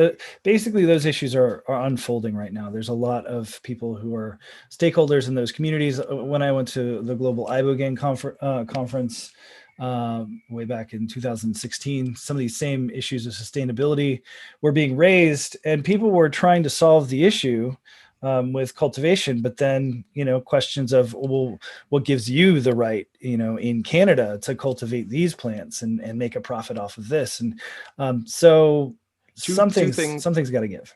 Yeah, and real quick, two things, because I wanted to lead with, you brought up the questions of Banisteriopsis copy, and I just want to throw this down on the record so that it's there. Bia Labate and Chris Killam and other people raised objections when the Ethnobotanical Stewardship Council started raising questions about long-term Banisteriopsis copy sustainability. And they said, there's no problem with this. We don't know why you're raising this as an issue. You're just trying to center yourself. And yes, there were all sorts of issues with the ESC. I'm not here saying that was a great organization that should be lauded in this, that, and the other ways. Like, again, when we're talking about these things, there's a whole bunch of complexity. But if we're talking about extractivist processes under capitalism, we could see the demand rising around copy. Puffing up your chest and saying there's no issue here, which I would say there's no issue here yet, right? At the time, the notion of just like shunting that under the rug as something that didn't need to be dealt with at the time, like we could see the trends rising. We knew that there were going to be pressures on native populations. And there's also this question about contaminants, which rather different than the Banisteriopsis copy. But again, we've seen how things work under prohibition. So like I've been part of Check-In, which is a drug testing team at the Boom Festival in Portugal. Thanks to their decrim laws, it's pretty straightforward to do drug testing there, all things considered. And actually, the last year I did that was in 2016, and there was a death at the festival, and the cops actually brought the drugs to Check-In because Check-In was able to do a quicker analysis than the cops would have been able. Now, granted, we were just doing thin layer chromatography combined with reagent testing. It wasn't the most accurate, detailed rundown of what was there, but it could, within to a pretty reasonable degree of certainty, establish a wide variety of different compounds being present. Now, when I look at the existence of things like Check-In, when I look at the Spanish organization called Energy Control, which has a mandate from the Spanish government to do harm reduction testing at festivals and raves and whatnot, when I look at the sort of projects that have sprung up under prohibitionist frameworks, and I would say, and some of these are rather anarchic projects, in like people saw a need, people with the awareness and intention. When I look at the Loop in Australia, when you see the sort of pill testing measures that have gotten up off the ground, when you look at DanceSafe pulling in, GCMS or LCMS, I think it's GCMS that they're FTIR at this point. Right. I forgot about that. Yeah, when you look at the stuff that they're using in the field, I mean, yes, they're pricey, but even in this context, the fact that organizations have gotten their hands on it and have made this happen, if we could imagine a decrim context, I imagine you would see almost collectives or like chemist guilds of drug nerds who are interested in making this happen. And whether it's run as a cooperative or an LLC or what have you, like there's all sorts of ways where I think there's enough desire to make it happen and people with the knowledge that we would see something to that effect. So I think we do have to move back into the material, but we mentioned we do a giveaway. I call that power drill mode. That's power. Yeah, Dave was motor mouth Dave there. He was really on it, and he's just rapid fire machine gun information. It's true. It's why we love him. We did mention though that we were going to do a giveaway. Does anybody want to, do that? Sorry. Heather H supplied a question that we spent some time on. So Heather, send us if you want, yeah, if you want it. Send some stuff. Well, send an email to hi@symposia.com and this is why I'll send that out. Yeah. Okay, so do we want to get back into this Castalia weirdness? Yeah, so we have three things to cover. So we can just kind of like go over like the highlighted sections. Or wait, so I'm trying to share. Okay, can you see that? Yep. Yes, okay. So LSD yoga, who wants this one? I can do it if you want. Yeah, I mean, just like the main like highlighted section or whatever. Okay, so I'll just do the first paragraph here, I guess. LSD and yoga, two wondrous phenomena. Now both have decided to dance together in a new book called LSD Yoga. The book explores how yoga can be used in combination with LSD to release traumatic energy stored in the body. LSD acts as a strong catalyst, supporting deeper healing experiences than yoga alone can provide. Now, I think we've all talked to some degree, or at least I think Pace, Nishay, and I have all talked at various points about like sort of yogic exercises plus psychedelics and the benefits that we've found from those practices. To find it in this context, and again, this comes to these sort of the merging of the conspirituality and the more sort of mainstream psychedelia, right? This notion that like when you have that grain of truth in it, it allows you to sort of propagate some of the other ideas further. I think there's a lot of people when you read through, in my own experience, when I read through forums, I know there's a number of threads on some of the larger psychedelic forums of people talking about their own experiences of yoga and drugs and talking about the ways that it has, addressed everything from sciatica to repressed memories and everything around that. We heard a good one the other day, not to derail you. But... No, did you want to? No, I don't want to talk about it. Okay. Just to tease so then just to derail you. Sorry. But I don't know if we want to get into it. Russ can probably speak to it more. I'm not sure it really makes sense to like engage with a whole bunch more of the text on this one, but the way that the author sort of muddles Clara Kali and well, I guess that one is I don't remember so who had... This is written by an author who calls themselves Sophie Lovegood, might actually be named Sophie Lovegood, but yeah, right. Well, Sophie Lovegood is Luna Lovegood's daughter in Harry Potter. I think somebody pointed out. I believe so. Read another book, people. But basically, in this article, she is observing kind of this professional LSD yoga instructor practitioner named Clara, who's never given a last name or anything, but then someone asked on the Castalia forums if that was the same Clara who wrote the Hidden Doors Secret Rooms book, and they confirmed that yes, this Clara in the LSD and yoga article is supposed to be the same as the author who wrote that book. I just thought it was interesting that wasn't addressed in the article personally. Mm-hmm. So then we have suppressed traumatic energy is pressurized in the psoas muscle. The memory of the attack is stored as tension in this muscular capacitor. The stored energy or memory remains here and unless released causes ongoing tension in the muscles, restricting movement potentially for a lifetime. This type of muscle tension exhibits itself during yoga in the form of basic epiphenomena like not being able to touch your toes. Clara theorizes that the energy stored in the psoas muscle, or bioelectrical capacitor, is under high pressure, and this energy must be released slowly over several months of LSD yoga self-practice. This gentle approach avoids discharging the capacitor too quickly and exploding the television of your nervous system. Now, I have to say, so I just recently listened to the Behind the Bastards on chiropractic, And I have to say, this sounds remarkably similar to chiropractic, which actually started as a ghost religion. Really worth listening to and seeing. But this notion that like, oh, here's some sort of metaphorical description of the body, and we just crack your back, and that fixes everything from deafness to this, that, and the other.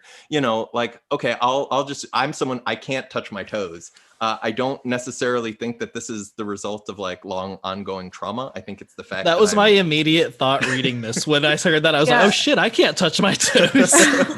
Are you sure that crown controlled agents haven't exploited you as a child and, I don't know, drugged you and then mind controlled you? See, that's the subject of another book by the Castalia Foundation. Yeah.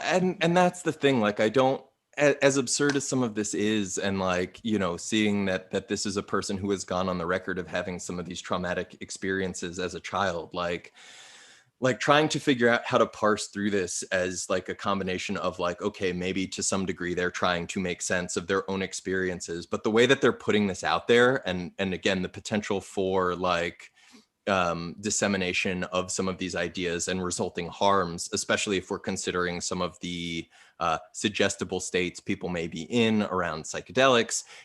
There's all of this broader concern, at least for me, about what happens with these ideas. What do they become used for? How do they propagate? And I think, again, like when we're looking at these sort of pseudo medical explanations of what's going on, for experiences that can be incredibly profound, again, stopping to unpack them and ask, what's going on here and why seems important. Yeah. Nishay, I mean, I feel like some of the things that you've talked about in the past about LSD and yoga, like, I mean, personally, I think LSD and yoga do in fact go pretty well together. If you do have a yoga practice, I have a yoga practice. Do you have any thoughts about that? Well, that's just why it made me sad to like see it here, because I feel like for some people who haven't heard other people talk about it, they might come across this and be like, wow, like they're really onto something. And then, it's a gateway to all the kind of conspiracies, which we'll come back to in the final two sections. I just want to get the last, Dave, could you read the last paragraph and then we can move to the next one? The truly final, or the sort of the last two? The final one, yeah. Just the LSD yoga one. This LSD yoga technique is not to be sold, Clara told me emphatically. You can do this alone. You can heal yourself. If those fucks in Santa Cruz start trying to sell this to people, I'm going to go nuts. Well, so again, like we've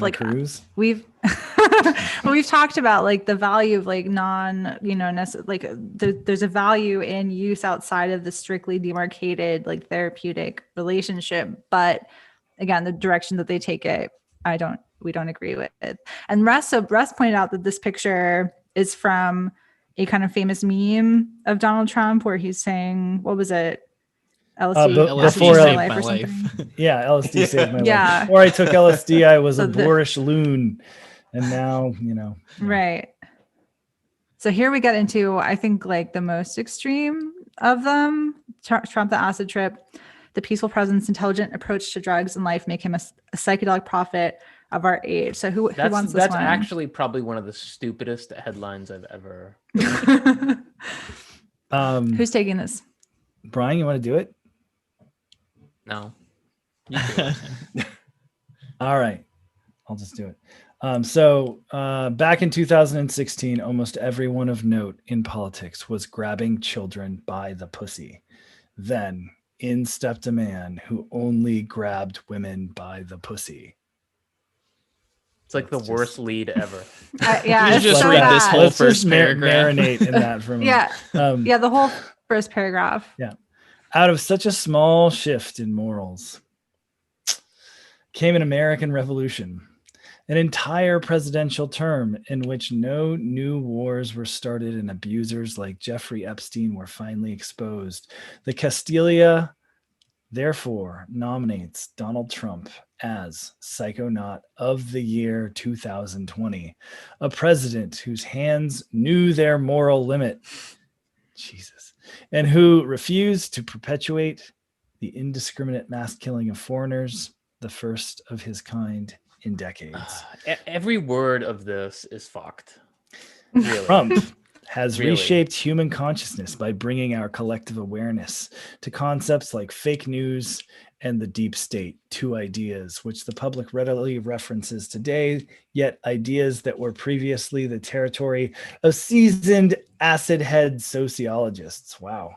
Again, we're seeing this theme of like Trump like bringing this like psychedelic awareness to the masses, or like, you know, putting it in the water, metaphorically. Yeah. Yeah, we're also seeing like these bizarre sort of reframings of like, you know, he refused to perpetuate the indiscriminate mass killing of foreigners, the first of his kind in decades. And it's like, remind me what's been going on the border? There, Like- it's not even the border. The Trump administration, I believe on average, I'm gonna mess it up. I forget how on average it was like 3 bombs dropped per. I'm not gonna even say, it was like a minute on average or something like that. Don't quote me on that. Right. But I it want to was back an up real quick. incredible amount of bombs that have been dropped. Yeah, I mean, Trump is not Trump somebody who's not a warmonger, you know. He definitely perpetuated a lot of that stuff. But I just want 26,000 plus dropped in 2016 alone. Drops a bomb every 12 minutes. There you go. Wow, Trump's military drops a bomb every 12 minutes. Dropped more bombs on Afghanistan in 2019 than any other year since the Pentagon began he started keeping the tally in 2006. He started his presidency dropping like the, what was that, the mother of all bombs, like Yep. in Afghanistan. Moab. Yeah. What he did to the Iranian general, like, it's to say that Trump is not like a war president is ridiculous. Furthermore, there's going to be more deaths under Trump's watch of citizens because of COVID, just bumbling, like mishandling intentionally, than there was in World War II. It's ridiculous.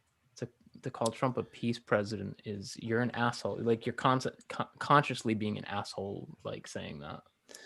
Right. But there's two. Oh, go on. I just wanted to say there's two comments about in the chat. One of them, Haichin, I don't know if I'm pronouncing that right, 13, asked a really good question, like how these people reconcile all the pics and videos of Trump and Epstein together specifically. And it just goes back to the sort of cognitive dissonance where it's like you can, it's like where you can kind of conveniently dismiss things that don't fit with your story and then, you know, adopt other things as supports your story. So it doesn't add up to a coherent, like, sense making picture, which relates again to Alan Seek, again, I'm so sorry if I'm pronouncing that wrong, this question about whether there's irony of condemning Joe Rogan for giving a platform to people, but now talking about this. And I think there's a very clear difference between uncritical, because if this is Rogan with someone from Castalia coming on, he'd be like, oh yeah, that, you know, mainstream media, it's crazy. And like, he would just kind of go along with whatever the person is saying. And there's a difference between that and pulling something up to kind of critique it and say, hey, this is problematic. Hey, this is reaching. Hey, this is making connection, but there's no evidence and stuff like that. Exactly. Like what I've been trying to do for the last minute or two, which is to bring us back to this section, a president whose hands knew their moral limit. Let's just be clear that moral limit was sexual assault of adult women. Apparently that's where we want to stop. Like, I don't know. It's like at this point we're still talking about sexual assault. Castalia. Like it's like this is worthy of some weird made up award. Like I'm sorry, no. Anyhow. And so just some extra context on that paragraph. Somebody in the forums was like, hey, so I was into your LSD yoga stuff, and then I saw this Trump thing. What's going on? I don't know if I want to associate myself with this. And they said, oh, that paragraph, that was meant as satire, and then went on to praise Trump for a bunch of stuff. So again, like contradictory. Yeah. And just to quickly just touch on the, I do want to make sure we have time. I know we're getting close to 10. So I just wanted to highlight this line. It was as if Trump had placed 400 micrograms of LSD onto the collective tongue of the American people and let nature take its course. As we reach breakthrough, in rush the horrifying yet healing truth, Trump was fighting for us. This is the kind of the cue insight of like, actually, he is our man. He is going to be there for us against all of these kind of like faceless hordes, basically. I do want to make sure we can talk about the Rick Doblin picture and the last thing. So let's move forward. Also, we've come across a startling number of like Liam Gallagher. What weren't there like a few different? Yeah, he comes up in the style and in that the final style essay as well. I don't know how many Oasis fans there are in the audience, but yeah. Ooh, psychedelic style. Yeah. Yeah. This is basically like, well, out of the doom and gloom of the pandemic hoax comes a fashion revival. What better way to signal your resistance to terror than to dress like you're a psychedelic style hero of the 1960s? And that uses kind of like dressing up like some of the outfits that they've shown so far as a way of kind of protecting yourself in spiritual combat as you kind of like go into public spaces without your mask on, you know, because you're not going to be like one of those mindless hordes masked with that, you know, technology. And so here you are, dress the part to kind of inspire you to withstand the pressure. And it specifically advocates for using art and music in the spiritual combat and not violence. And then they say, okay, we're LSD, not BLM. BLM, of course, being Black Lives Matter. So again, making it the anti-fascists are the real fascists and making that a distinction with the kind of approach that they're taking. Right. We are a controlled substance, not a movement to end police violence against Black bodies. Thanks for clarifying. Thank you. Let's just quickly take a look at that picture as well. So yeah, there's, as I was scrolling, when I first found this document, I was like, okay, text is weird. Okay, here we're getting into Holocaust imagery. This is the company, one of the companies like Foxconn or something like that makes, you know, parts for Apple, really bad labor conditions. And again, there are these economically exploitative situations that are real. Doesn't mean that Trump is a savior and all the other implications that they draw from it. So other kind of evocative pictures of people with masks. And then there's some pictures, straight out swastika. Oops. Just the swastika. And then the World Health Organization with the same swastika kind of like colors as the previous picture. Some with the Jewish star, armband, imprisoned people. And just going down to, so these pictures, I did reverse image searches and I'm pretty sure that they photoshopped the masks over the pictures. So it's like baby Jesus. Yeah. Graphic design is my passion. And then here again, you know, the confusingness of it's like the Jewish stars are the mask, but then here it's the people leading Christ the crucifixion that are wearing the mask. So, you know, just confusing. It's not really lining up. It plays into certain tropes, but yeah, keep going. Yeah. So speaking of playing into tropes, we have this classically anti-Semitic picture of Rick Doblin of Maps.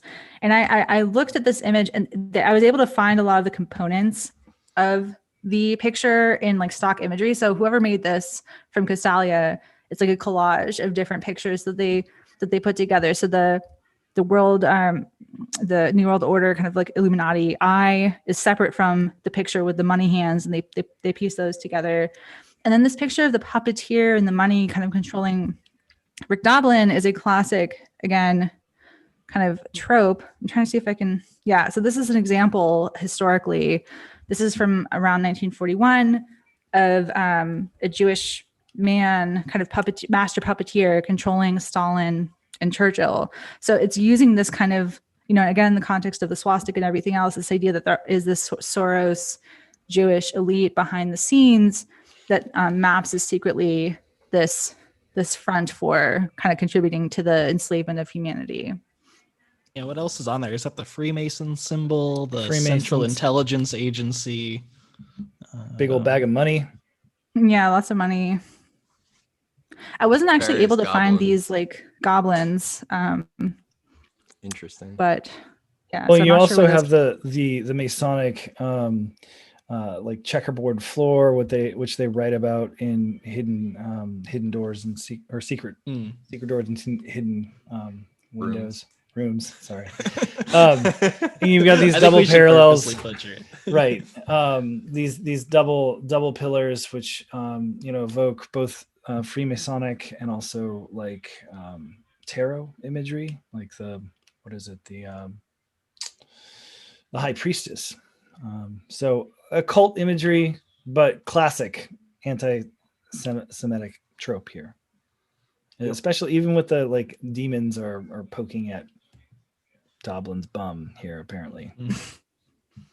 Yeah, so we can leave it there. I mean, just kind of we covered the main aspects of what they go into, but overall, using this psychedelic organization and historical legacy as a way of trying to legitimize these fascist adjacent conspiracies. Yeah, and I mean, so there's an entirely other, much longer, I think it's 235 pages book that I keep butchering the name of, and it's mostly about child exploitation, but using conspiracy theories that have been around since like Kathy O'Brien's Transformation of America. These are MK Ultra adjacent conspiracies that talk about using trauma to like intentional trauma of young people to fracture their personalities to create the Manchurian Candidate. Okay. And while MK Ultra is a black box, we don't know the half of what is going on, what went on with that, and we'd like to know more. Some of these things are firmly within the realm of speculation. Yeah, there's just two comments in the chat that I wanted to bring in as kind of directly relevant. The first, I'm sure, Pace, you'll want to jump in. Luke, or sorry, not Luke. Somebody commented, cute anime girl commented that Julius Evola was the OG fascist mystic dude. And we've talked about, and Alan Piper actually in the Strange Nazis interview that Pace and Piper did, there's some really good discussion about Evola and some psychedelic press or psychedelic adjacent people who translated some of his writings, if I'm remembering correctly. Yeah, that's correct. And I mean, Evola was, an occultist who he laid the groundwork for a lot of fascist philosophy. And he was, an early experimenter with his own consciousness, but was very much, somebody who was in the might makes right kind of world. And incidentally, he's Steve Bannon's, sort of go-to philosopher for how to take back the West. So, I mean, in these ways, these fringe ideas, these ideologies that, like, believe me, I would love to have spent, the last couple of years of my life thinking about something more friendly, but it's like, it's to the point where it needs some reply. And that's something that I think that we felt we needed to do to the Castalia material, without, giving it a platform, without sort of just sharing it on social media and saying, LOL, what's this? Because there are a lot, I mean, like that's definitely a first impulse, but there's a lot to sort of untangle and explicate. And I mean, I really got a shout out to Russ for, helping us peek behind the curtain, and see where some of this came from. So kudos. Yeah, and along the lines of where some of this has come from, there's an interesting prompt, I'll say, in the chat from Luke, where it says, it seems to me that just like Obama-era neoliberalism led to Trump, recent Polinesque neoliberal psychedelia has opened up a space for all this psychedelic fascism. And I think that's an interesting comparison to make. I think there's also questions, too, of like, in the context of mainstreaming, and as people can almost taste it, right, we're almost there, now that we've got, $1 billion corporate engagement here, and if MAPS doesn't get across the finish line, at least one of these corporations will, and then that'll be our Trojan horse into psychedelics for everyone through, even if it has to be medicalized.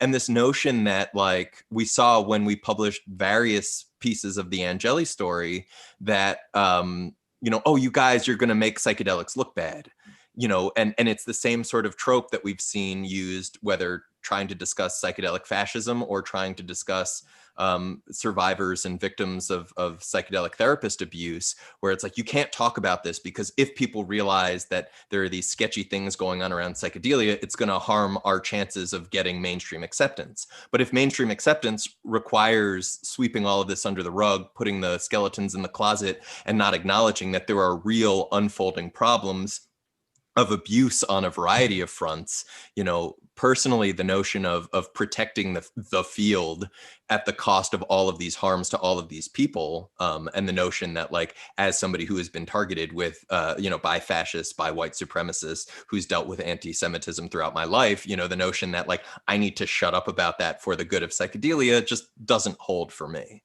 I mean, it's a pretty cold utilitarian calculation. I mean, these people would contend that all of the things that you just talked about at the end, when we tally up all of the healing versus all of the harm, that getting the medicine to as many people as possible under, standard FDA protocols is, it's going to come out in the wash, man. Just sit tight.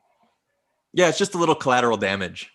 And I don't know. I think we can talk about it along the way, and I think that we've already seen certain policy solutions at a local ground up, not top down level, that have provided access, and I think that's a good thing. With regard to some of the questions about whether that increases demand, I mean, guess what? We have more problems than just the drug war. Don't get me wrong, the drug war is a big one, but we live in late capitalism and a pandemic and climate change. We have to do many things at once if we are to leave the world a better place. Or even secure, like, hope for any sort of human future, not to get too bleak, but sure. And when we look at issues of cartel, and we look at, like, indigenous populations growing plants that become drugs, and all of this, like, we see there are huge issues of supply chains and global capitalism. And, if we can't engage on multiple fronts at the same time, we're in, deep shit. Right. But, psychedelics are supposed to be multidisciplinary. They're supposed to open your mind and dissolve boundaries and turn us all into soul siblings, holding hands. And so, if any of that's true, or how about this? If we think that's desirable, there's a word for that on the left. It's called solidarity. It means that we help each other and we try and build a better world together. So I'm for that. You're here.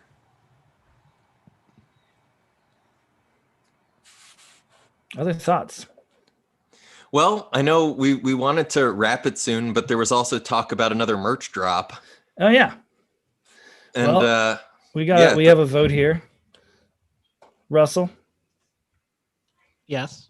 Well, I was just if we're doing another merch giveaway. You want to call it? I just appreciated the cute anime girls OG fascist mystic dude knowledge drop. So all right. That's who I'd give it to.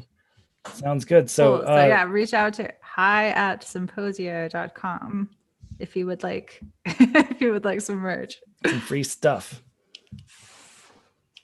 Yeah, and thanks so much for all of y'all for tuning in and chatting about this strange Wading material through with these us. waters with us.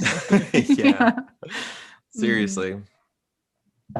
And I guess we've got some more stuff coming out. I don't know how much more we'll do on psychedelic fascism in the near term, but I've had my fill for a little while, but as it comes up. But then again, like, we felt like that before Castalia. I know. That's coming on the heels of the Angeli stuff was a Castalia lot. came after I started wading through Stormfront forums about psychedelics. Right, There's you were still that already on the doing horizon. Right. So yeah, topics kind of find us sometimes. Topically. Maybe.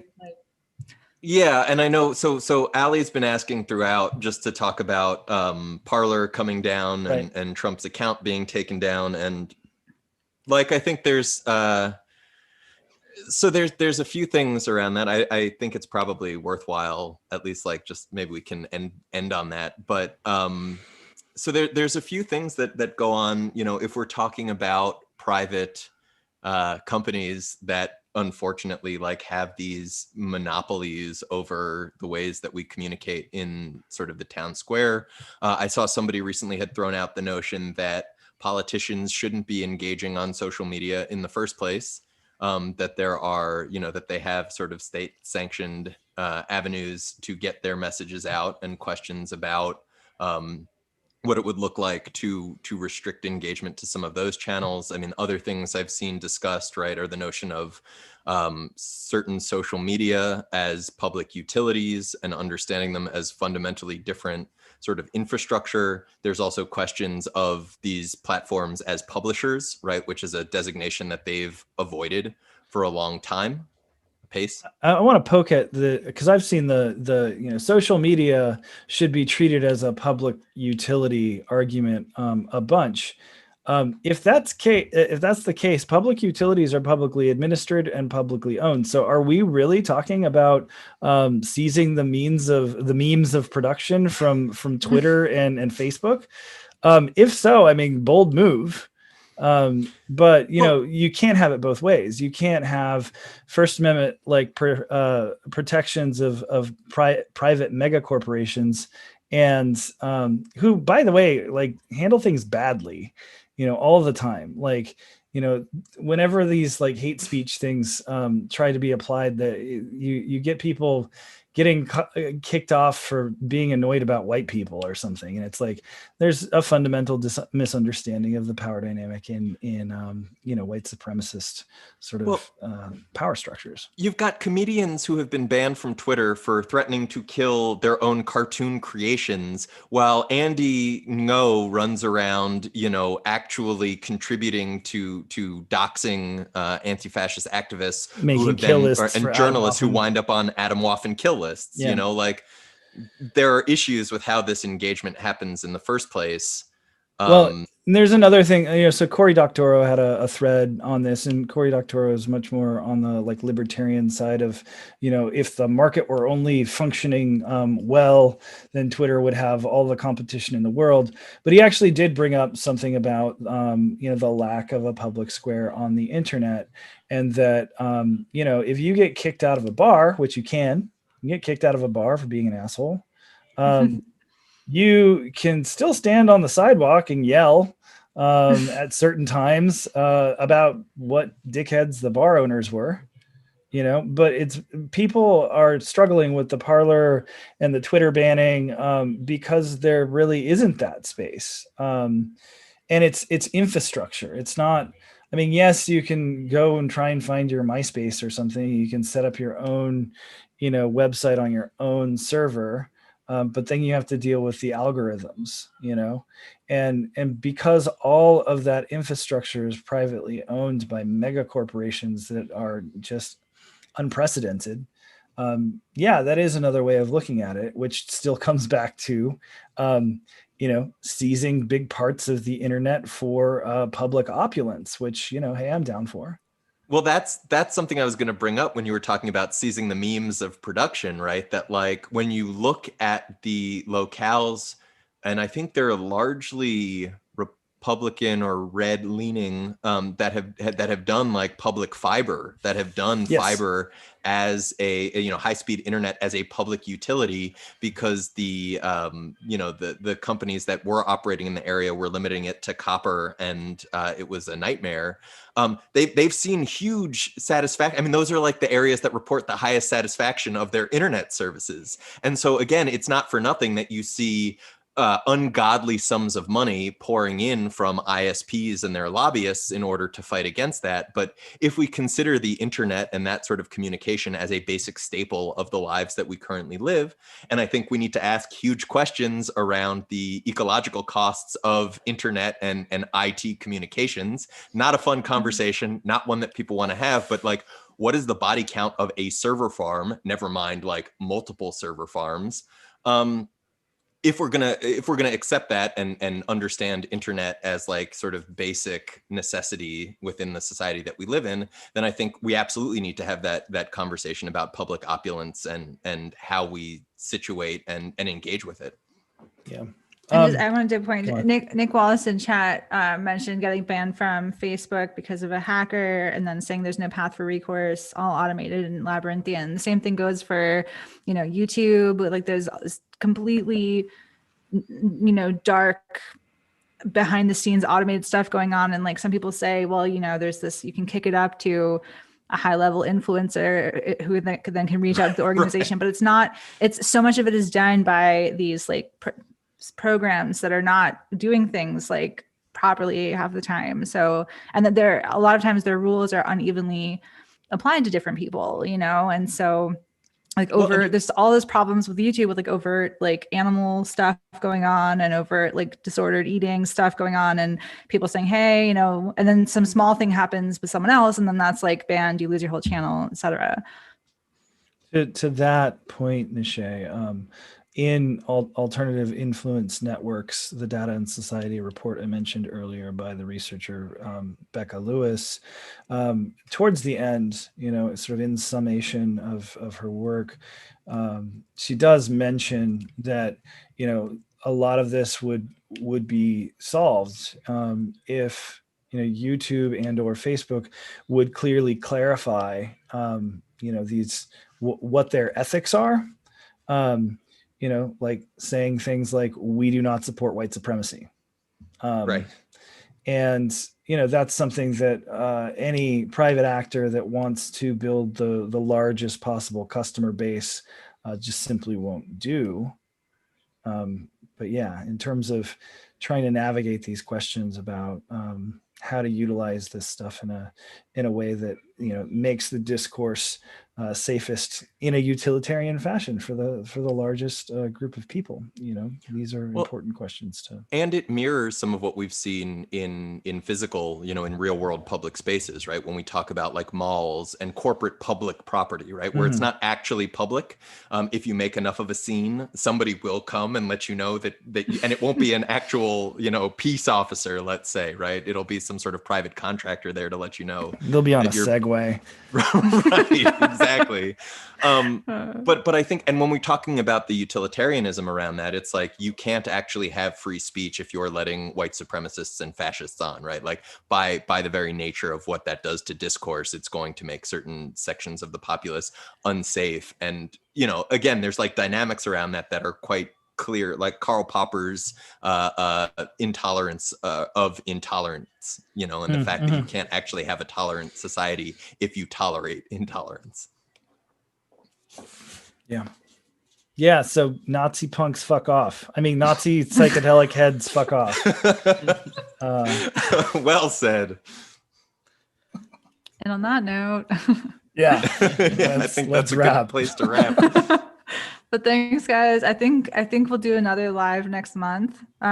If you're not subscribed, we have a mailing list, like the channel. Oh, we're going to be doing we recently passed our 5,000 subscriber mark, so we're going to be doing a Q&A. We're going to be sending out info on how to submit questions, but if you're interested in that, either tweet at us or subscribe so you can see the link when we post it. Any other announcements? We have new merch, some new merch, the Decrim, All Drugs, I think is newish, right? You can't get one of these. That shirt. Yeah, not this one. Small. Yeah. I think there's still smalls. We got small and mediums left in that. Okay. I'm always wrong about You're always wrong about the store. Yeah. But yeah, thanks so Why much. Have we never called ourselves Symposians, by the way? I just saw that. Oh my goodness. That's a good little moniker. Thanks, John. Yeah. Thanks, John. All right. Well, yeah. Come see us for the Q&A. That will be entirely engagement with y'all, and we're looking forward to it. So, very much so. All right. Thanks. Till next time. Have a good night. Bye.